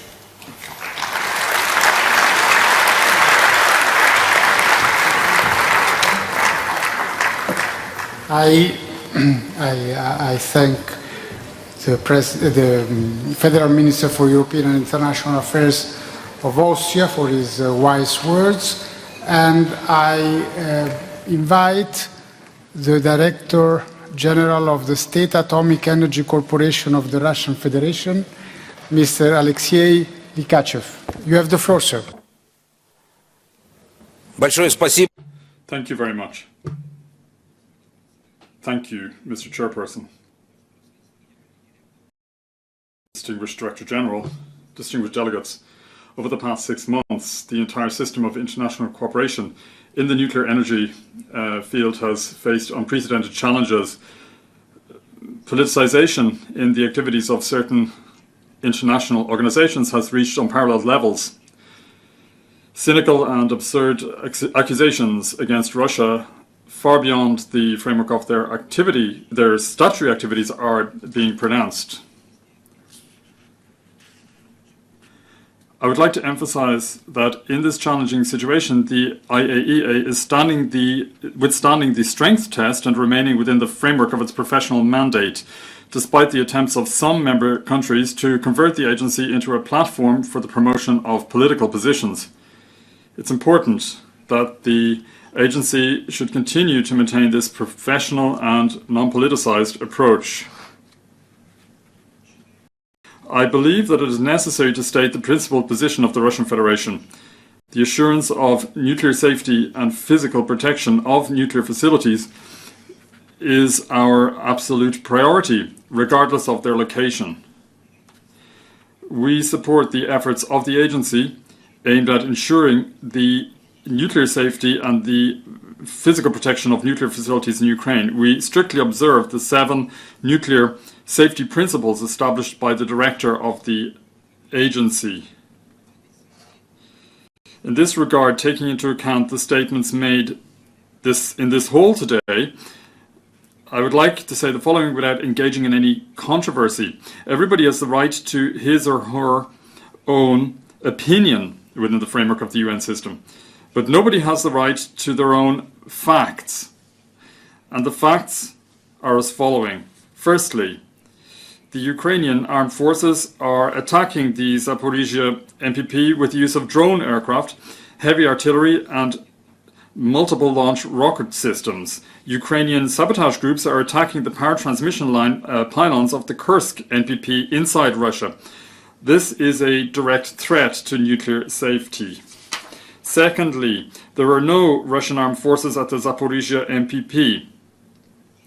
There are service persons of the National Guard of Russia performing security functions, and there are also special purpose vehicles of the radiation, chemical and biological protection forces, which are essential for assurance of the NPP's nuclear safety in an environment of ongoing Ukrainian attacks. Furthermore, several Rosatom staff are present at the NPP site, but they do not interfere with the plant's operational control. Their only objective is to assist the administration of NPP safety assurance. Thirdly, and probably most importantly, from the very beginning, Russia has supported the efforts of the IAEA and its Director General for the arrangement of the agency's mission to the Zaporozhye NPP. Russia made its best efforts to ensure the visit of the agency's experts to the power plant as far back as June, but the visit failed through no fault of ours. We actively assisted in the arrangement of the agency's mission to the Zaporozhye NPP in late August and early September. I would like to place special emphasis on the courage of the international mission participants and personally Mr. Grossi. We welcome the presence of 2 employees of the agency at the Zaporozhye NPP site. This solution will help dispel rife speculation regarding the situation at the NPP. We maintain working contact with them. We ensure their safety as well as proper working and living conditions for them. Needless to say, nobody interferes with their work. We stand ready for cooperation on the technical aspects of the nuclear safety and security protection zone around the Zaporozhye NPP in order to agree on its creation as quickly as possible. Dear colleagues, distinguished delegates, in spite of the dramatic circumstances, our cooperation with the agency has not stopped. We are financing major projects of the agency in support of the Technical Cooperation Program, the Nuclear Security Fund, the Russian Program for Support of Safeguards, the Cancer Treatment Program, and IMPRO. Russian experts participate in agency events and make substantial contributions to the agency's activities. The climate agenda is an increasingly important part of the agency's activities. We welcome that, and we participate in this work systematically under the leadership of the agency.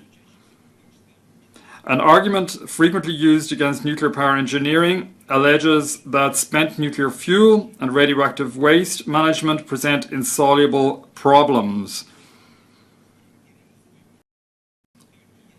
Our solution to that is a closed nuclear fuel cycle. This is the approach we propose to our partners, distinguished delegates. I'd like to say a few words now about the key events in the nuclear industry in Russia and in our international cooperation. Despite the unprecedented sanctions pressure, we fulfill all obligations undertaken within the framework of the concluded contracts. None of our construction projects have stopped. In April this year, the time limits for implementation of the National Nuclear Science and Technology Development Programme was extended to 2030 by decree of the President. Its priorities remain unchanged: development of spent nuclear fuel handling technologies, the closed fuel cycle, and low and medium power NPPs. We attach special importance to the development of small-scale nuclear power engineering. We're building an onshore nuclear power plant in Yakutia with Rhythm 200N nuclear plants with a capacity of 55 megawatts. The world's only floating NPP with 2 low-power reactors is operated in Chukotka, and 4 additional upgraded power units will be deployed. We note with satisfaction that the agency is actively integrating small modular reactor technologies into its existing rules and regulations, including within the framework of the informal Vienna group established by the Director General. Distinguished delegates, Director General, I'd like to finish my speech with words of greeting from President Putin to the participants of the 10th Nuclear Non-Proliferation Treaty Review Conference. The quotation is as follows: all countries complying with the NPT requirements shall have the right of access to the peaceful atom without any additional conditions. We are ready to share our experience in the area of nuclear power energy engineering with our partners. Thank you. I thank the Director General of the State Atomic Energy Corporation of the Russian Federation for his statement. And now I'm pleased to give the floor, actually I would say to give the screen to the chairman of the Japan Atomic Energy Commission Cabinet Office, Mr. Mitsuru Uesaka, who is speaking to us from Tokyo.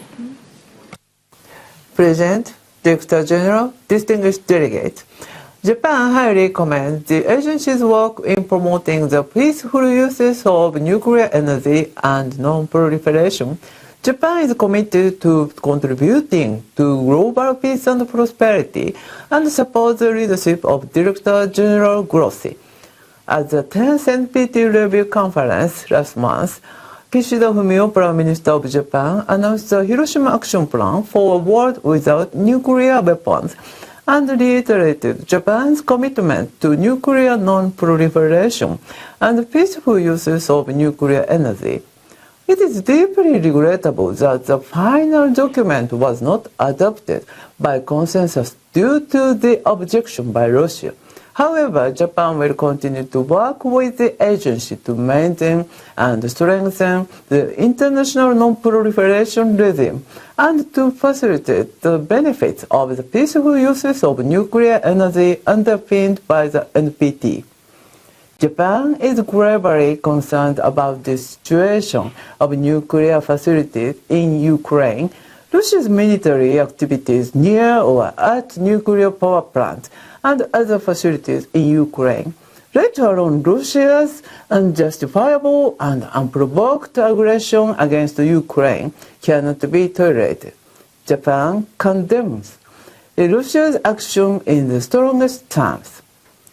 Japan commends and supports the continuous efforts of the agency to secure nuclear safety and security in Ukraine based on the 7 indispensable pillars of nuclear safety and security, which include the agency's assistance to Ukraine and its mission to the Zaporozhye nuclear power plant. In this regard, Japan pledged €2 million to support the agency's effort. Japan underlined the need of restore without delay the safety and security of Ukraine's nuclear facilities and materials. President, the peaceful uses of nuclear energy play an important role of prosperity. Unlocking the immense potential of nuclear energy enables us to address a wide array of global challenges, such as climate change and energy security, and to implement SDGs.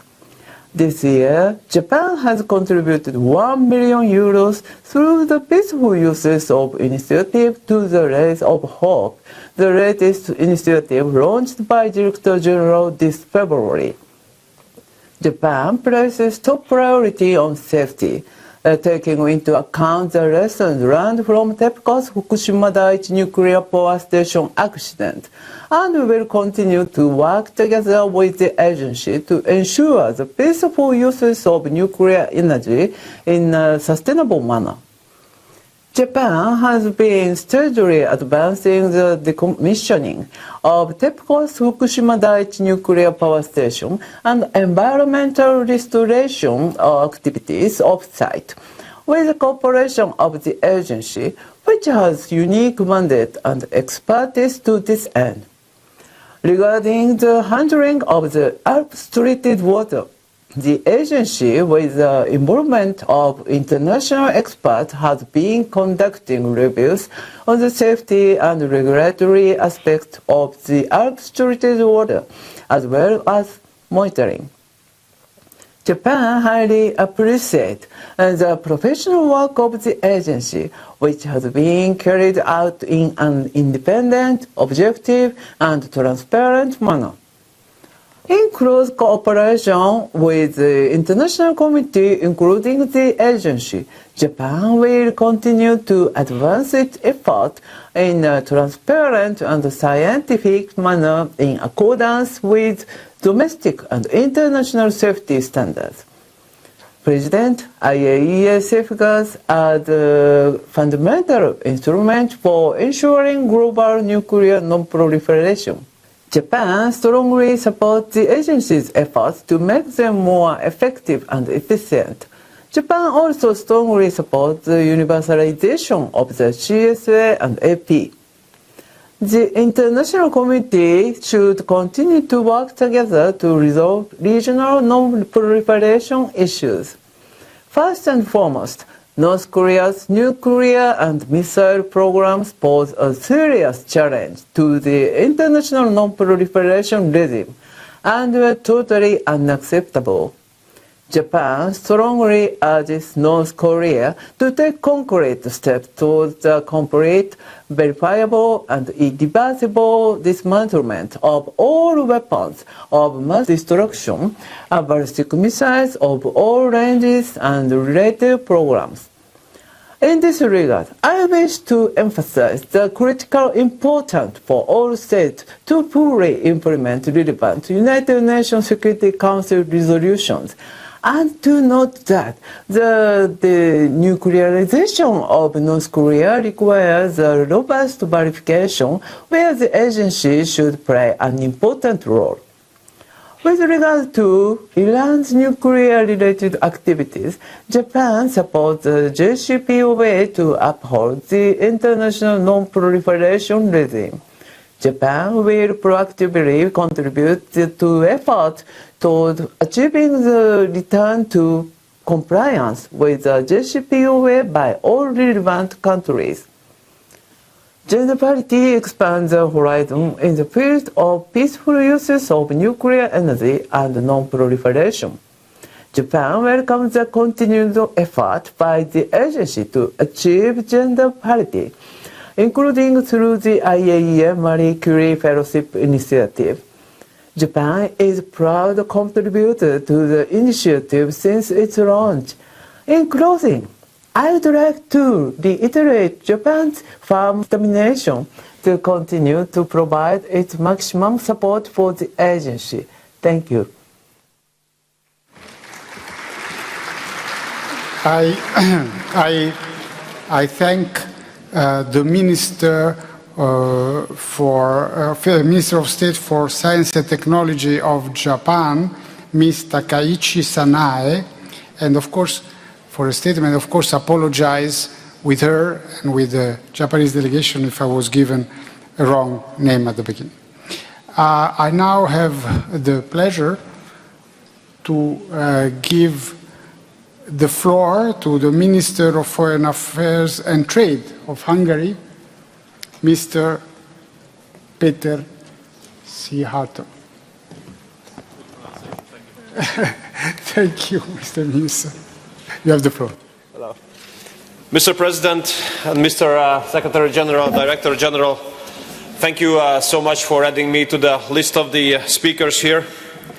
And as we are meeting here in Vienna, the European Union is moving towards a recession and has already been in a very serious crisis of energy supply.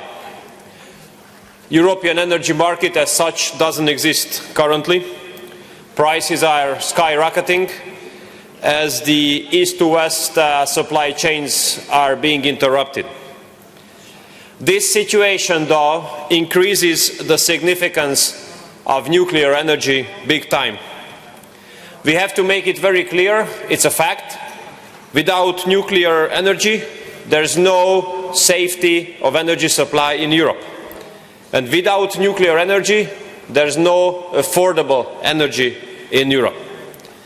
The capacities in nuclear energy decrease our dependency on the totally unpredictable changes of the energy environment. That's why we can say that the capacities on nuclear energy equal our sovereignty. Hungary has a more than 40-year-long very positive experience with using nuclear energy. We do consider this way of generating energy as being cheap, safe and sustainable, without which it would be absolutely impossible to meet our green goals. Your Excellencies, dear colleagues, you know that the European Union has introduced sanctions because of the war, but the first package has made it very clear that the peaceful use of nuclear energy does not fall under a sanction regime. Unfortunately, regardless of that, some entities in the European Union are trying to overperform in this regard, and they are continuously making attempts to put hurdles and obstacles in the way of nuclear investments. I want to make it very clear here that we do consider all actions carried out by institutes in Brussels, by national export authorities or by banks operational in Europe to hurdle and put obstacles on the way of the construction of our nuclear power plant as attacks against our sovereignty. Because we do consider the issue of safety of energy supply as an issue of sovereignty. And we in Hungary have decided to build a new nuclear power plant in order to ensure the safety of our energy supply, basically to protect our sovereignty. The two new reactors will definitely satisfy the most serious expectations and regulations when it comes to security. We are the neighbors of Austria, so we have to make sure in this regard. It's an international project led by Rosatom, but companies from the United States, France and Germany are among the subcontractors as well. It's good news that the new nuclear power plant has received the final establishment permit. According to our expectations, the first concrete will be set in ground by autumn next year, and the new nuclear power plant should be operational from 2030. By the way, with this investment, we will avoid the emission of 17 million tons of CO2 on an annual basis.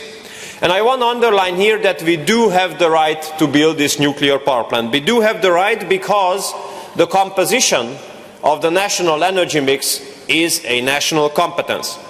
And once again, I want to underline that there are no sanctions in Europe against nuclear energy. That's why putting obstacles or hurdles on the way of nuclear investments is a violation of the European regulations.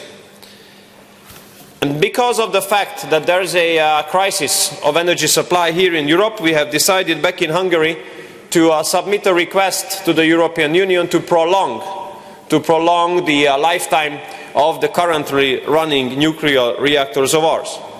And we do expect the EU institutions to carry out a fair and fact-based procedure without any kind of ideological or political approach. Dear colleagues, you might know that the European Union is planning to put together another sanction package, and I would like to inform you that there is a red line for Hungary in this regard. We will never support, as we have never supported, any sanctions which would have endangered our safe energy supply.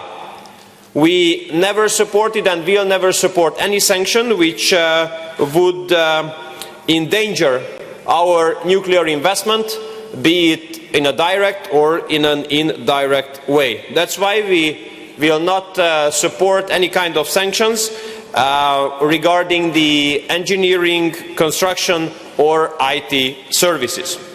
And believe me, this standpoint does not have any kind of Russian and any kind of Ukrainian aspect. We don't care what they think about this position of ours. We only care about one thing, which is our national interest. And our national interest is that we should be able to guarantee the safe supply of energy for Hungary. That's why we do our best to complete the construction of our nuclear power plant as quickly as possible in order to put it as a part of our national energy mix and to switch it on our grid. Dear colleagues, we count on the support of the IAEA in these endeavors of ours. We count on IAEA to make sure that there is a level playing field being ensured in the future for nuclear energy in Europe. And we count on IAEA to go against any kind of negative discrimination which would be set out against nuclear energy in the political discourse of Europe. We don't want any kind of unnecessary political or ideological debates to endanger our nuclear investment. Dear Director General, I'd like to express the support of Hungary to your activities. Thank you for all the brave efforts you have made so far in order to ensure nuclear safety and security globally, especially under very challenging circumstances currently. Mr. President, good luck with presiding over this meeting. Thank you so much for your kind attention. I thank the Minister of Foreign Affairs and Trade of Hungary for his words, and I am now pleased to invite the Secretary of Energy of the United States of America, Ms. Jennifer Granholm, to the floor. You have the floor, sir. Madam. Thank you, Mr. President. It is an honor to join this group of esteemed diplomats today, and I'd like to begin with a message from the President of the United States, Joe Biden. This year's General Conference arrives at a defining moment in history. We face existential climate crisis, we face fast-paced technological innovation, and we face Russia's brutal and unnecessary invasion of Ukraine. We can tackle these challenges by building on the work done at the 10th Nuclear Non-Proliferation Treaty Review Conference and working with the IAEA to promote non-proliferation, safety, and security standards as we advance peaceful applications of the atom. My administration is dedicated to reestablishing U.S. leadership in nuclear energy as we tackle the climate crisis. We seek to establish the additional protocol as a universal standard for nuclear supply arrangements, while also limiting the spread of sensitive enrichment and reprocessing technologies. That's why we're working closely with the IAEA to ensure that the AUKUS partnership among Australia, the United Kingdom, and the United States meets the highest non-proliferation standard. Strengthening nuclear and radioactive material security is one of my administration's highest priorities, and I look forward to working with the IAEA to continue our collective efforts to counter weapons of mass destruction, thwart terrorism, and improve nuclear and radioactive material security practices. The United States is committed to working with partners worldwide to secure these materials and further reduce the threats of nuclear and radiological terrorism. President Biden continues. Our efforts to promote responsible nuclear stewardship stand in stark contrast to Russia's recent reckless and irresponsible words and actions. After weeks of good faith negotiations from the international community, Russia blocked consensus on a final document at the NPT review conference. Russia's seizure of Ukrainian nuclear facilities casts doubt upon Moscow's commitment to the peaceful uses of nuclear energy and undermines its credibility as a nuclear energy supplier. And the Kremlin has repeatedly made overt nuclear threats against Europe. My administration reaffirms our support for Director General Grossi's 7 pillars of nuclear safety and security, and we call on Russia to immediately withdraw its troops from Ukraine and cease military activity at and near Ukraine's nuclear facilities. I am grateful for the professionalism and dedication of Ukrainian operators at the Zaporozhye nuclear power plant and for their efforts to ensure that the plant remains safe under difficult circumstances.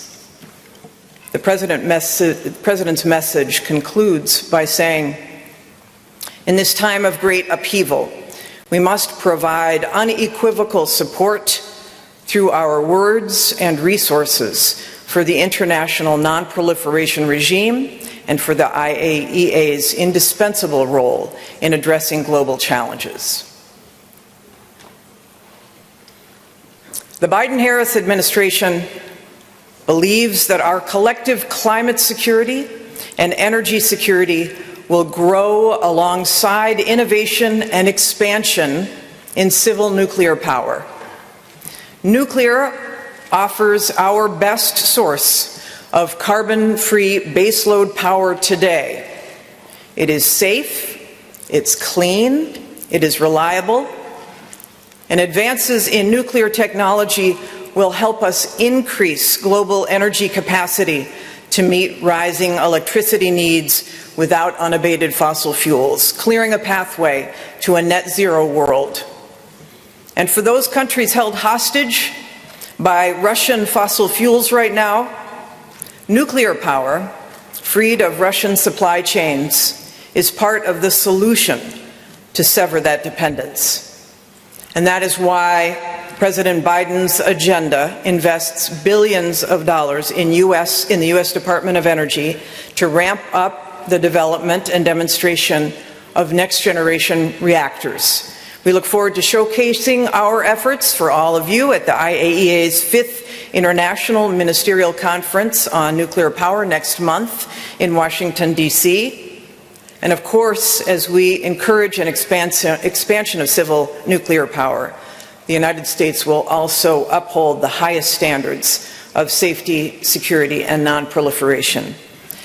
In that spirit, I'll close by reiterating our unwavering support for the government and the people of Ukraine and our commitment to the safety and security of Ukraine's nuclear facilities amid Russia's barbaric invasion.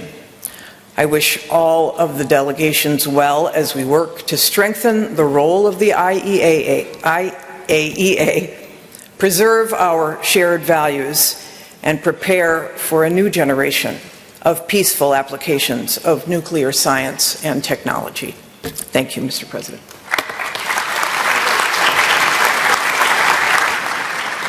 I warmly thank the Secretary of Energy of the United States of America for her words and for sharing with us the message from President Biden.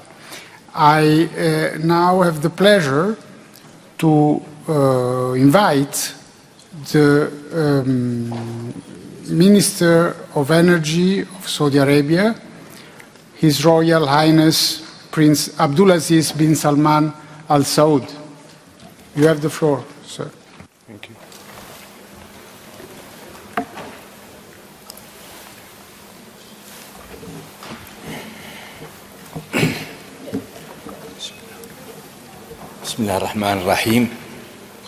In the name of God, the most gracious, the most merciful, Ambassador Alessandro Cortese, President of the General Conference, Mr. Rafael Grossi, Director General of the International Atomic Energy Agency, Excellencies, Highnesses, ladies and gentlemen, may the peace, mercy, and blessings of God be upon you. At the outset, I wish to thank the State of Kuwait for having chaired the 65th regular session of the General Conference and for its efforts in making that General Conference a success. I wish to congratulate Mr. Alessandro Cortese for chairing the session at the current General Conference, wishing you all success. It is a pleasure to be among you attending this important forum, which reflects the role of the IAEA in bolstering international cooperation towards harnessing the atom for peace and development. Excellency, I convey to you the appreciation of the leadership of the Kingdom of Saudi Arabia for the agency's outstanding efforts, led by its Director General, in promoting the agency's role in harnessing nuclear technology and finding solutions to global challenges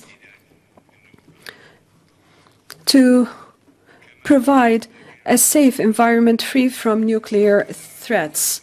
I wish to thank the Director General for launching several pivotal initiatives related to nuclear technology and regulatory aspects in member states. Your Excellency, the President, as an extension of the Kingdom of Saudi Arabia's continuing support for the agency's efforts and distinguished initiatives, and based on the absolute belief that peaceful cooperation between countries is one of the key measures towards achieving prosperity and stability in the world, the Kingdom has contributed $2.5 million towards the agency's initiative to modernize its laboratories and to contribute towards strengthening nuclear and radiological regulatory capabilities, in addition to the provision of raw material to member states of the agency,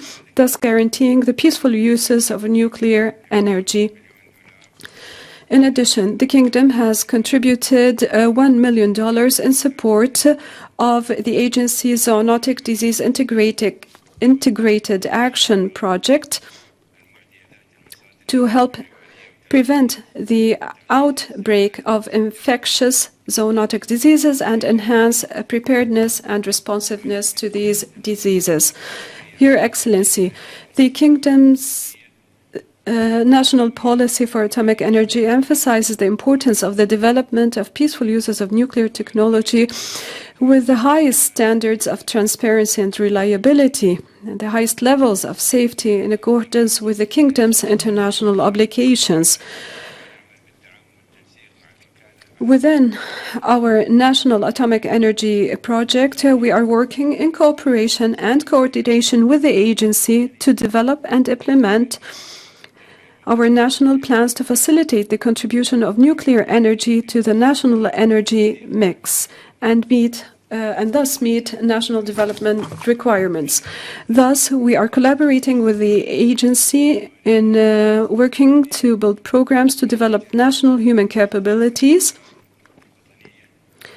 which has led to the rapid growth of national capabilities,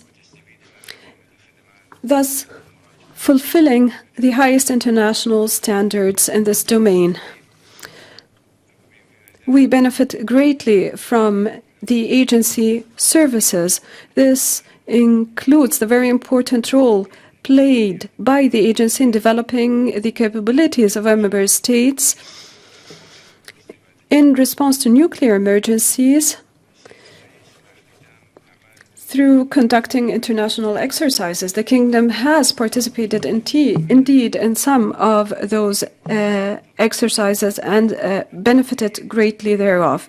Excellency, upon the conclusion of the 10th Review Conference of the NPT, the Kingdom emphasizes the importance of concerted international efforts to implement the provisions of the treaty and achieve its universality. This should be done through avoiding politicization of non-proliferation issues and through preserving the rights of member states to benefit from peaceful nuclear technology and their natural resources in accordance with the relevant international treaties and agreements. We underscore and commend the role of the DG in continuing to preserve the agency's neutrality in dealing with non-proliferation issues and the agency's responsibilities when it comes to safeguards agreements, especially with regards to monitoring Iran's nuclear program.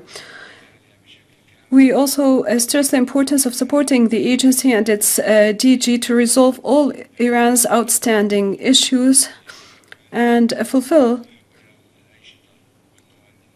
until it fulfills and demonstrates a complete compliance with its safeguards agreement.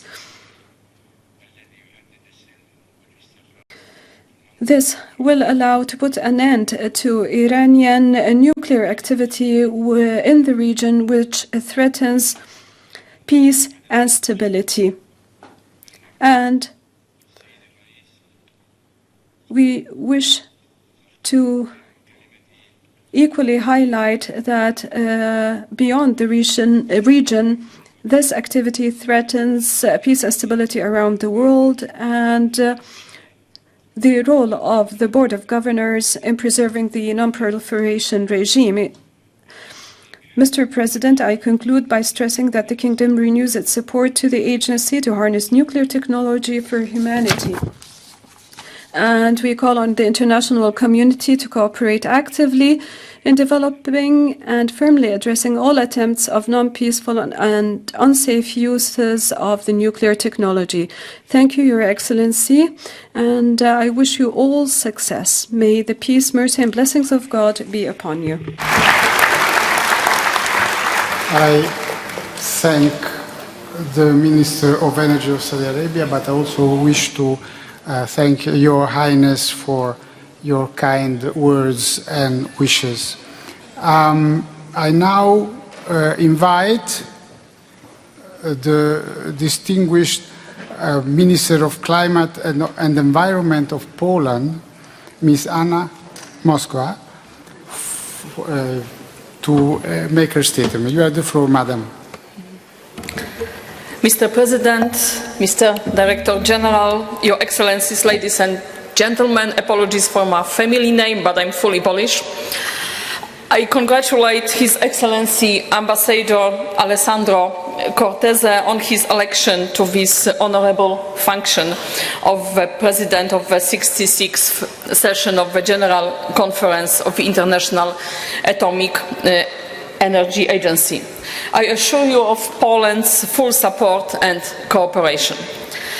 Excellencies, if it was a normal conference, general conference, I would tell you what a Polish plan to develop nuclear power plants. And I would tell you that by 2033, first reactor will start its operations, and that by 2043, 6 reactors will provide up to 15% of all our energy demand. If it was a normal conference, I would tell you how important is the agency's technical cooperation and program. But it's not a normal conference. When we are sitting here and discussing, there are 6 reactor power plants, the biggest in Europe, in Zaporozhye in Ukraine, which is occupied by Putin, by Russian troops, and by Rosatom officials. They invaded Ukraine and they invaded the plant. The Director General and his staff visited the site. There is no doubt, and the report from the mission clearly indicates that all 7 pillars for ensuring nuclear safety and security during the Russian invasion have been and still are severely violated. Russian artillery is shelling the Zaporozhye facilities. Chernobyl nuclear analytical laboratories were looted. South Ukraine nuclear power plant was shelled and is still at the highest danger. Zaporozhye Ukrainian personnel working on a plant is being terrorized. The plants and all nuclear facilities must be fully and immediately demilitarized and derussified. Derussified means no Russian troops, no Rosatom officials, no Russian citizens in any nuclear power plants in Zaporozhye. Zaporozhye plant must be fully operational and 100% connected to Ukrainian system. Any Russian attempt to steal energy from Ukraine must be strongly condemned. International Atomic Energy Agency is a very strong organization. Together we are strong and stronger than each of us individually. Let's come together and force Russian Federation to leave all Ukrainian nuclear power plants and facilities immediately. If they don't follow the law, let's suspend them. If this step doesn't work, let's exclude them from this reputable organization. The agency is about safety and security of nuclear technologies. This organization is about freedom and solidarity. It's our great exam now. The test of credibility. History will judge us. It's time to act. As it's written here, atoms for peace and development. Let's prove that it's not only a slogan and empty slogan, but it really works. Thank you very much for your attention.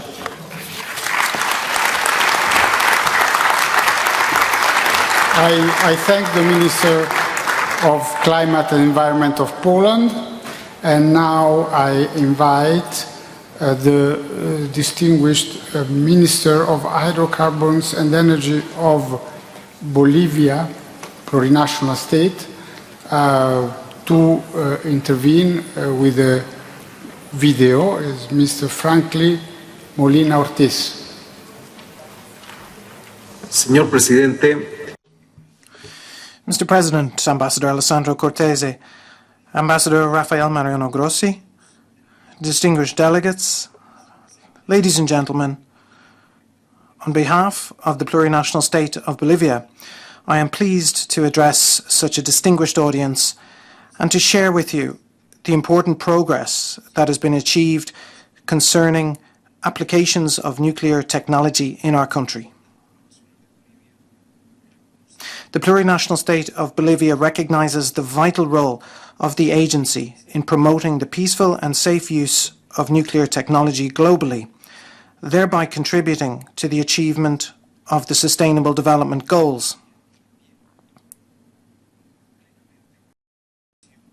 We fully identify with the agency's vision of atoms for peace and development, and the agency's role must continue to be strengthened through the active participation of member states.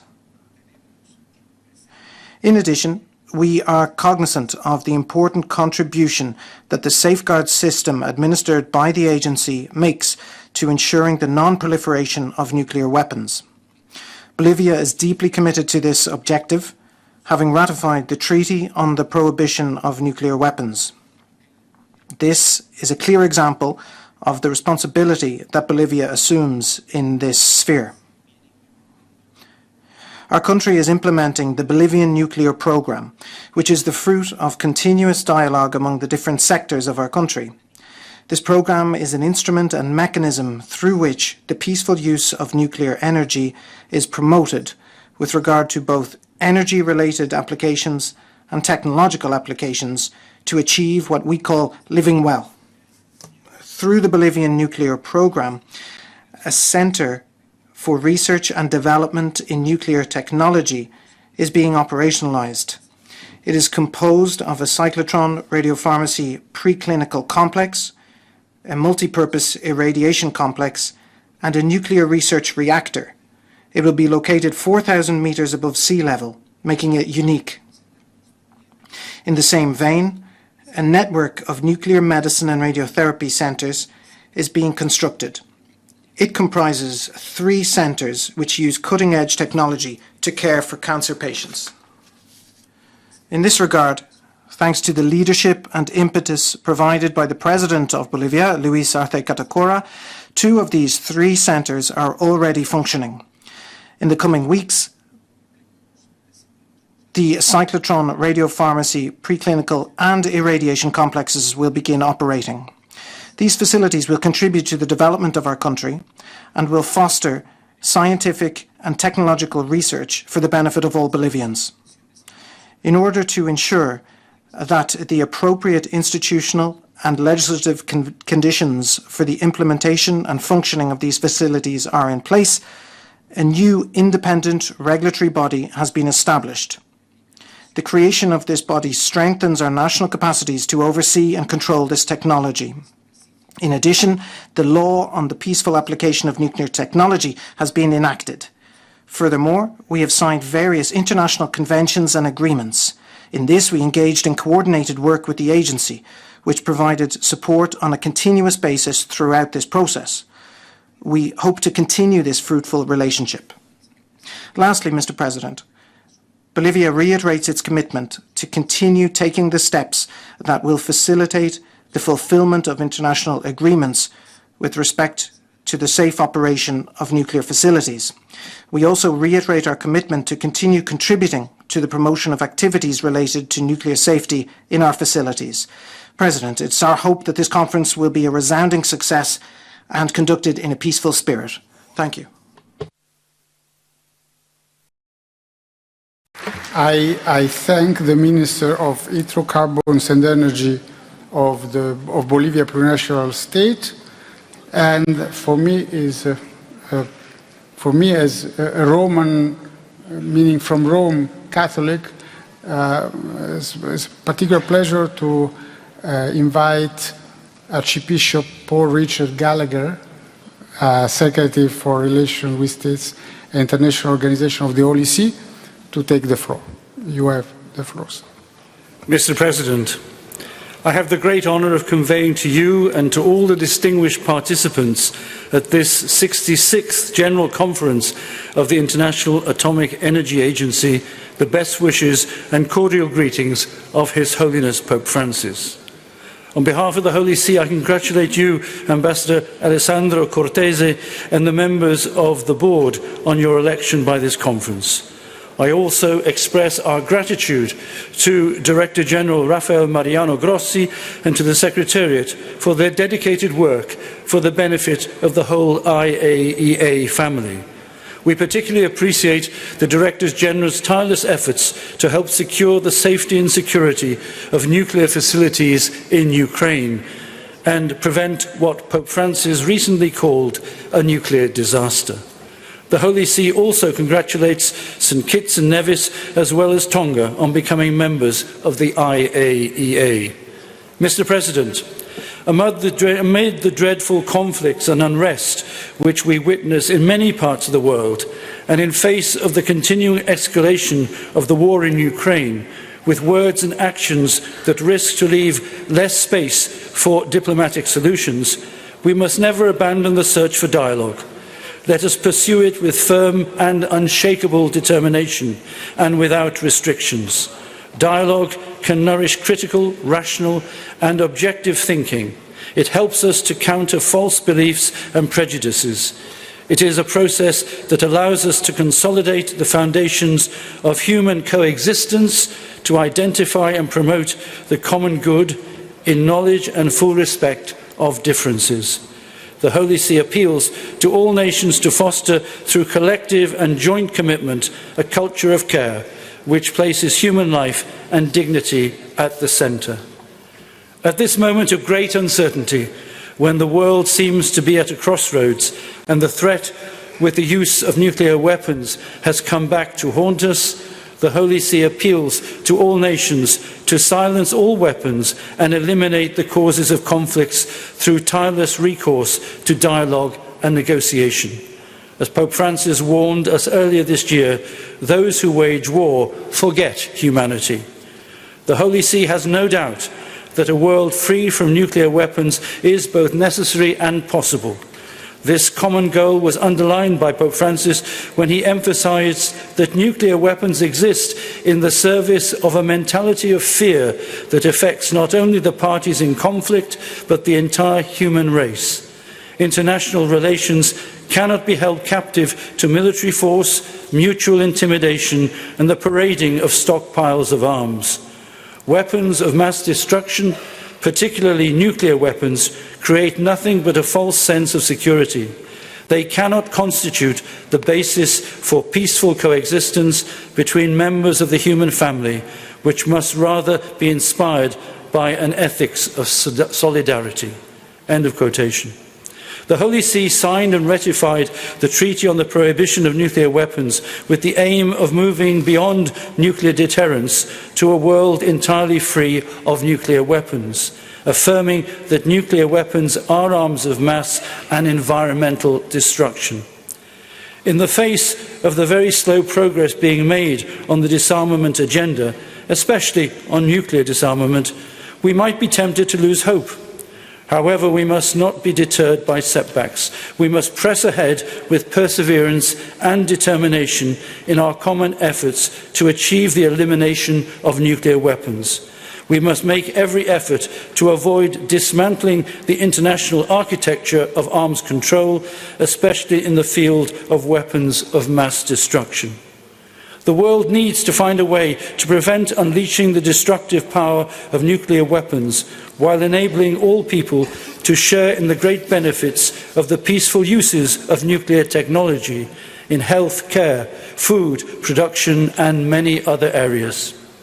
Mr. President, the Holy See recognises the important contribution of the IAEA in helping to achieve a world free of nuclear weapons. Comprehensive safeguards agreements between the IAEA and nearly 180 countries, many of which are also implementing additional protocols, help to provide assurance that these countries are not working on clandestine nuclear weapon programs. This builds confidence and trust, while also serving the broader goal of nuclear non-proliferation.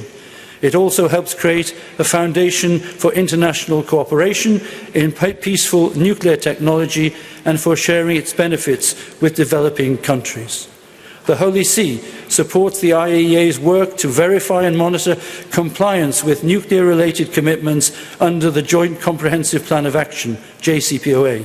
We also welcome the continued and patient efforts of the international community to revive negotiations concerning the nuclear programme of the DPRK, which threatens the integrity of the non-proliferation regime. There can be no military solution to these issues. IAEA safeguards are essential contribution to promoting peace and security and help to build a climate of confidence in place of mutual recriminations. The unique IAEA safeguards system constitutes an important tool in moving towards the goal of nuclear weapons-free world. Mr. President, the climate change emergencies and COVID pandemic have had not only environmental but also ethical, social, economic and political consequences. They cause great suffering to the poorest and most vulnerable of our fellow human beings. The Holy See favours a model of development and sustainability based on fraternity and the alliance between the human being and the environment. The IAEA, by helping developing countries to use nuclear technology to treat cancer, grow more food and manage scarce water supplies, plays a unique role in promoting integral development, enhancing our stewardship of God's creation.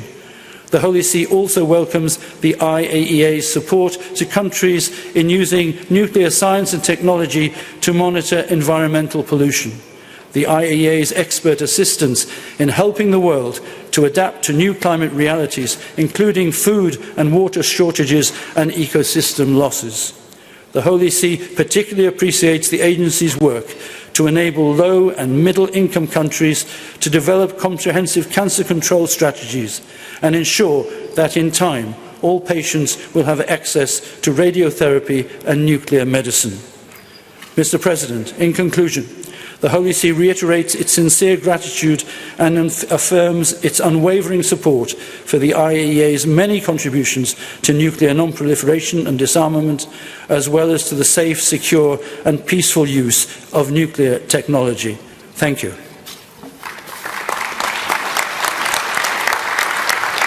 I wish to thank Archbishop Gallagher for his wise words and also for having reminded us of some wise and important words from Pope Francis. I now wish to invite the Minister of Science and Technological Development of Montenegro, Ms. Biljana Šepanović, to deliver her speech. You have the floor, Madam.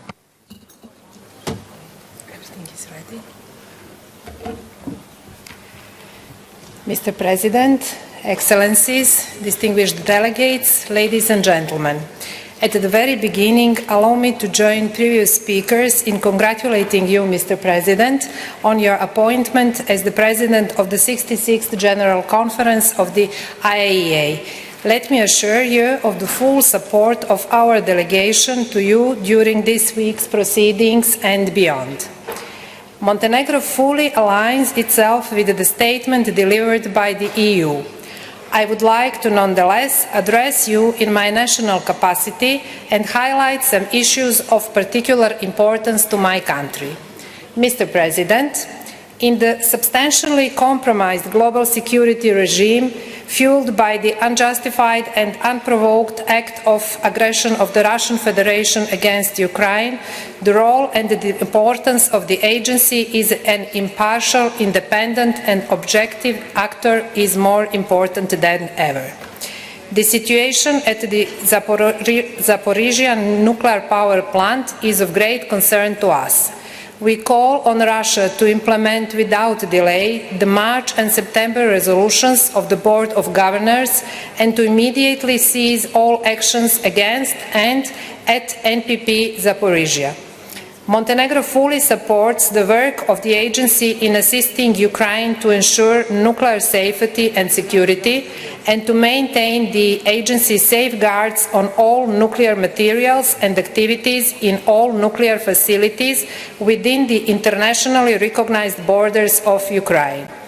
We support the IAEA assistance mission to Zaporozhye and the initiative of the Director General to establish a nuclear safety and security protection zone around the NPP. With unprecedented and rising number of nuclear-related crises we are facing today, allow me to commend the leadership of the Director General Rafael Grossi and the dedicated and tireless efforts of the Secretariat of the agency in maintaining international peace and security. Mr. President, Montenegro is a non-nuclear state, but we are a vigorous supporter of peaceful use of nuclear energy and furthering the application of nuclear science and technology. The agency engagement in this domain and the assistance offered to its member states has been of paramount significance. The human mission of the agency in service of the progress of all mankind was clearly demonstrated in the rapid response of the agency to the COVID-19 pandemics and well reflected in projects such as Zodiac and NUTEC, as well as in the new The Race of Hope initiative. As a proud member of the Friends of Renewal Plus and Renewal 2 projects, Montenegro strongly supports these and other endeavours of the agency and it is firmly committed to giving its utmost contribution to their successful implementation. Montenegro substantially benefited from the fruitful and ongoing cooperation with the agency through comprehensive and wide-ranging technical assistance programs included in the fields of nuclear safety and security, human and animal health, biotechnology, water, research and environmental protection of the Adriatic Sea. I am proud that we will extend and further our cooperation this week with the signing of the new country program framework for cooperation between Montenegro and the agency for the period 2022-2027. I would also like to thank the Secretariat of the IAEA for its support for the regional project of the establishment of the International Institute for Sustainable Technologies in Southeast Europe and especially the capacity building assistance we have received. This project, which bears huge benefits for our region in terms of help and support to the people with malignant diseases, is in fact one of the best examples of the promotion of collaboration between science, technology and industry in the spirit Science for Peace and Development. Distinguished colleagues, Montenegro is devotedly committed to the fortifying full implementation and universalization of the multilateral regime for disarmament and non-proliferation, and to that extent the promotion of the universalization and full implementation of the Non-Proliferation Treaty. Montenegro continues to be a responsible and reliable partner in efforts to achieve sustainable peace and security, and guided by that postulate, we actively participated in the 10th Review Conference of the NPT, representing the very foundation of the global non-proliferation regime. In the deteriorating global security environment, we believe it is of paramount importance to reaffirm international norms related to the non-proliferation of nuclear weapons, considering the potentially catastrophic consequences of nuclear incidents. Allow me to remind that Montenegro is a state partly to all major agency conventions and other relevant international instruments, striving to meet the highest standards when it comes to nuclear safety and security. Additionally, we have also invested significant efforts in the domain of protection against harmful effects of ionizing radiation and radioactive waste management. We are constantly working on upgrading our capacities in this area, determined to prevent any illegal use or mismanagement of radioactive materials and related knowledge and technologies. Mr. President, I would like to close my statement by reaffirming the resolute dedication of the government of Montenegro to continue to actively contribute to the agency work as well as to implementation of the outcome results of this conference. Thank you very much.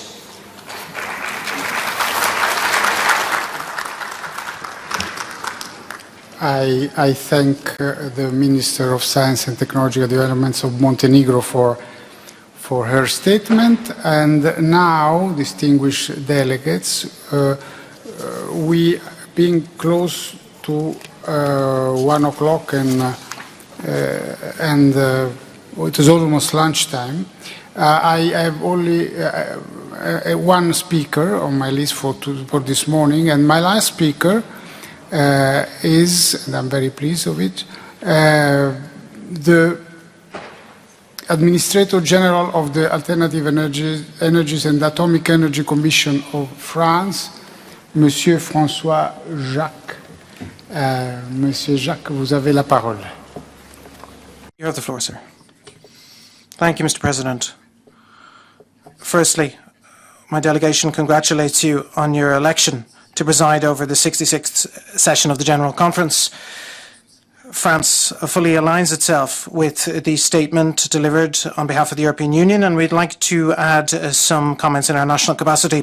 Firstly, I'd like to congratulate Director General Grossi and the Secretariat for having ensured the continuity of all the agency's operations in spite of the crisis it has faced, and the agency's commitment to promote and guarantee the safe, secure and peaceful use of nuclear technologies.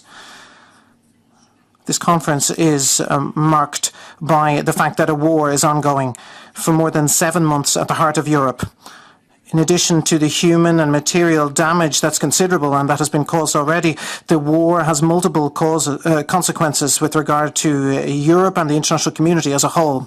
And this tension is increasingly weakening economies that have been affected negatively by the health crisis. We reiterate their firmest condemnation of the unjustified aggression by Russia against Ukraine. The invasion of a sovereign country by the Russian Federation constitutes a flagrant violation of the international law, including the Charter of the United Nations, and is a serious attack on European and international security and stability.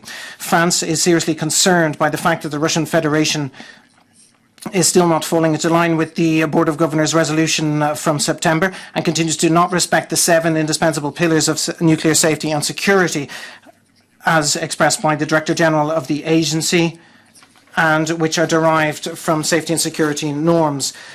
Russian actions are serious threats to Ukrainian nuclear installations and prevent the agency and the legitimate Ukrainian authorities to implement verification activities under Ukraine's Comprehensive Safeguards Agreement under safe conditions. France calls on the Russian Federation to cease its aggression, to withdraw unconditionally all its armed forces and military equipment from all of Ukraine's territory, and to fully respect the territorial integrity, sovereignty and independence of Ukraine within its internationally recognized borders.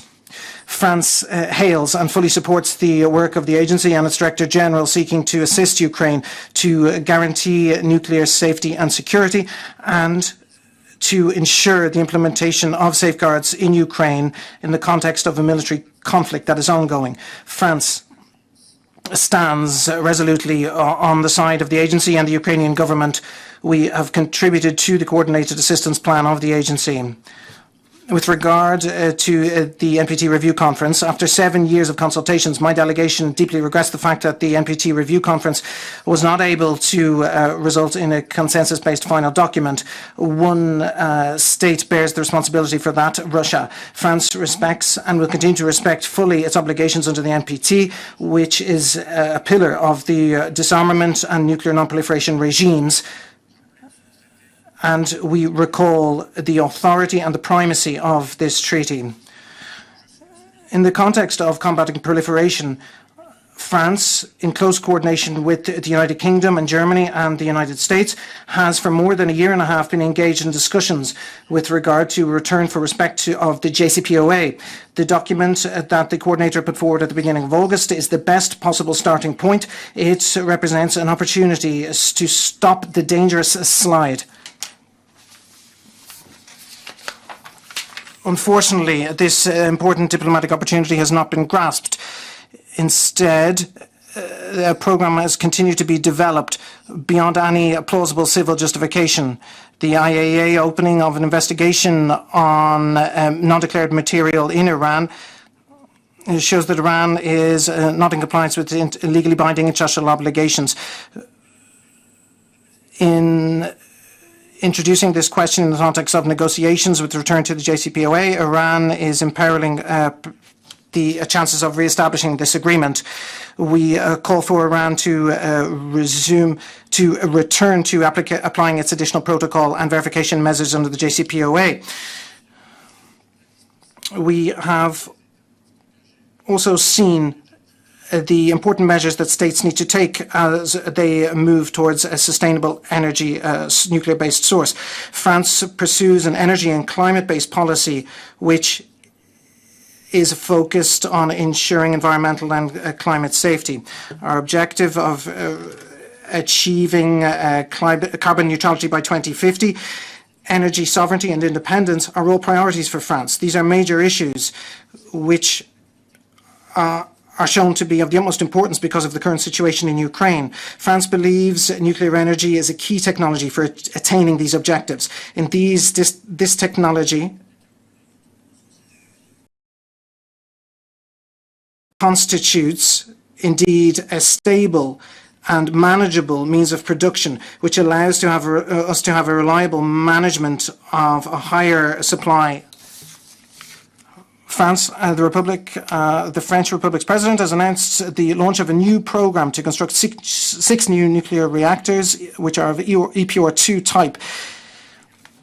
Innovation in the nuclear sphere is also a key factor to ensure the durability of the industry. France offers support in this regard with financing of €1 billion, in particular in the form of the French Neward SMR, to be constructed by 2030.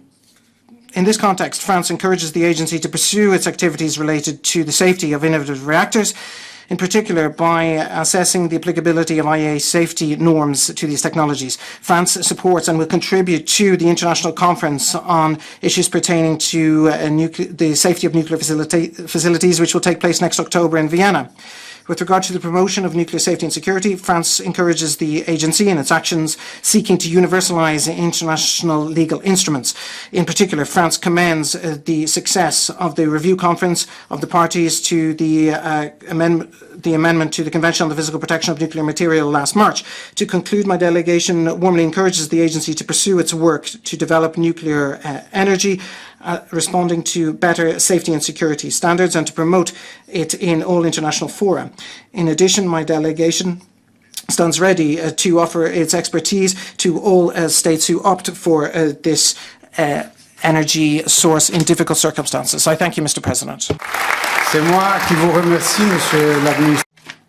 I thank the Administrator General for his statement. Delegates, it is close to 1 p.m. Actually, it is 1 p.m. So it's time to adjourn. But before adjourning, there are a number of announcements I would like to make. First, the Committee of the Whole, for your information, the Committee of the Whole is scheduled to meet this afternoon at 3:30 p.m. in Ballroom C in the C building, which is at the 4th floor. So it's for information of some and for action for others, for the members of the Committee of the Whole. Second, I wish to draw the attention of distinguished delegates to document GC 66/INF/9 entitled Statement of Financial Contribution to the Agency. Included in this document is a table indicating those member states which have lost their voting rights by virtue of the application of Article 14A of the statute. And with this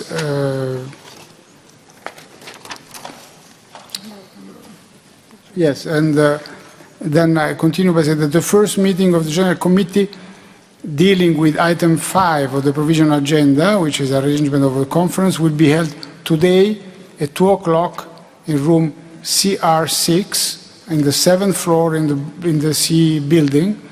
The committee afterwards will also convene as a credentials committee for examining delegates' credentials. We will take up the report of the committee at the beginning of our next plenary session, which is, I remind you, at 3 p.m. And afterwards, we will resume, so after the committee's report, we resume with the statements under item 7 on the general debate. So I thank you. I wish you to have a nice lunch, and the meeting is adjourned until 3 p.m. sharp. Thank you very much.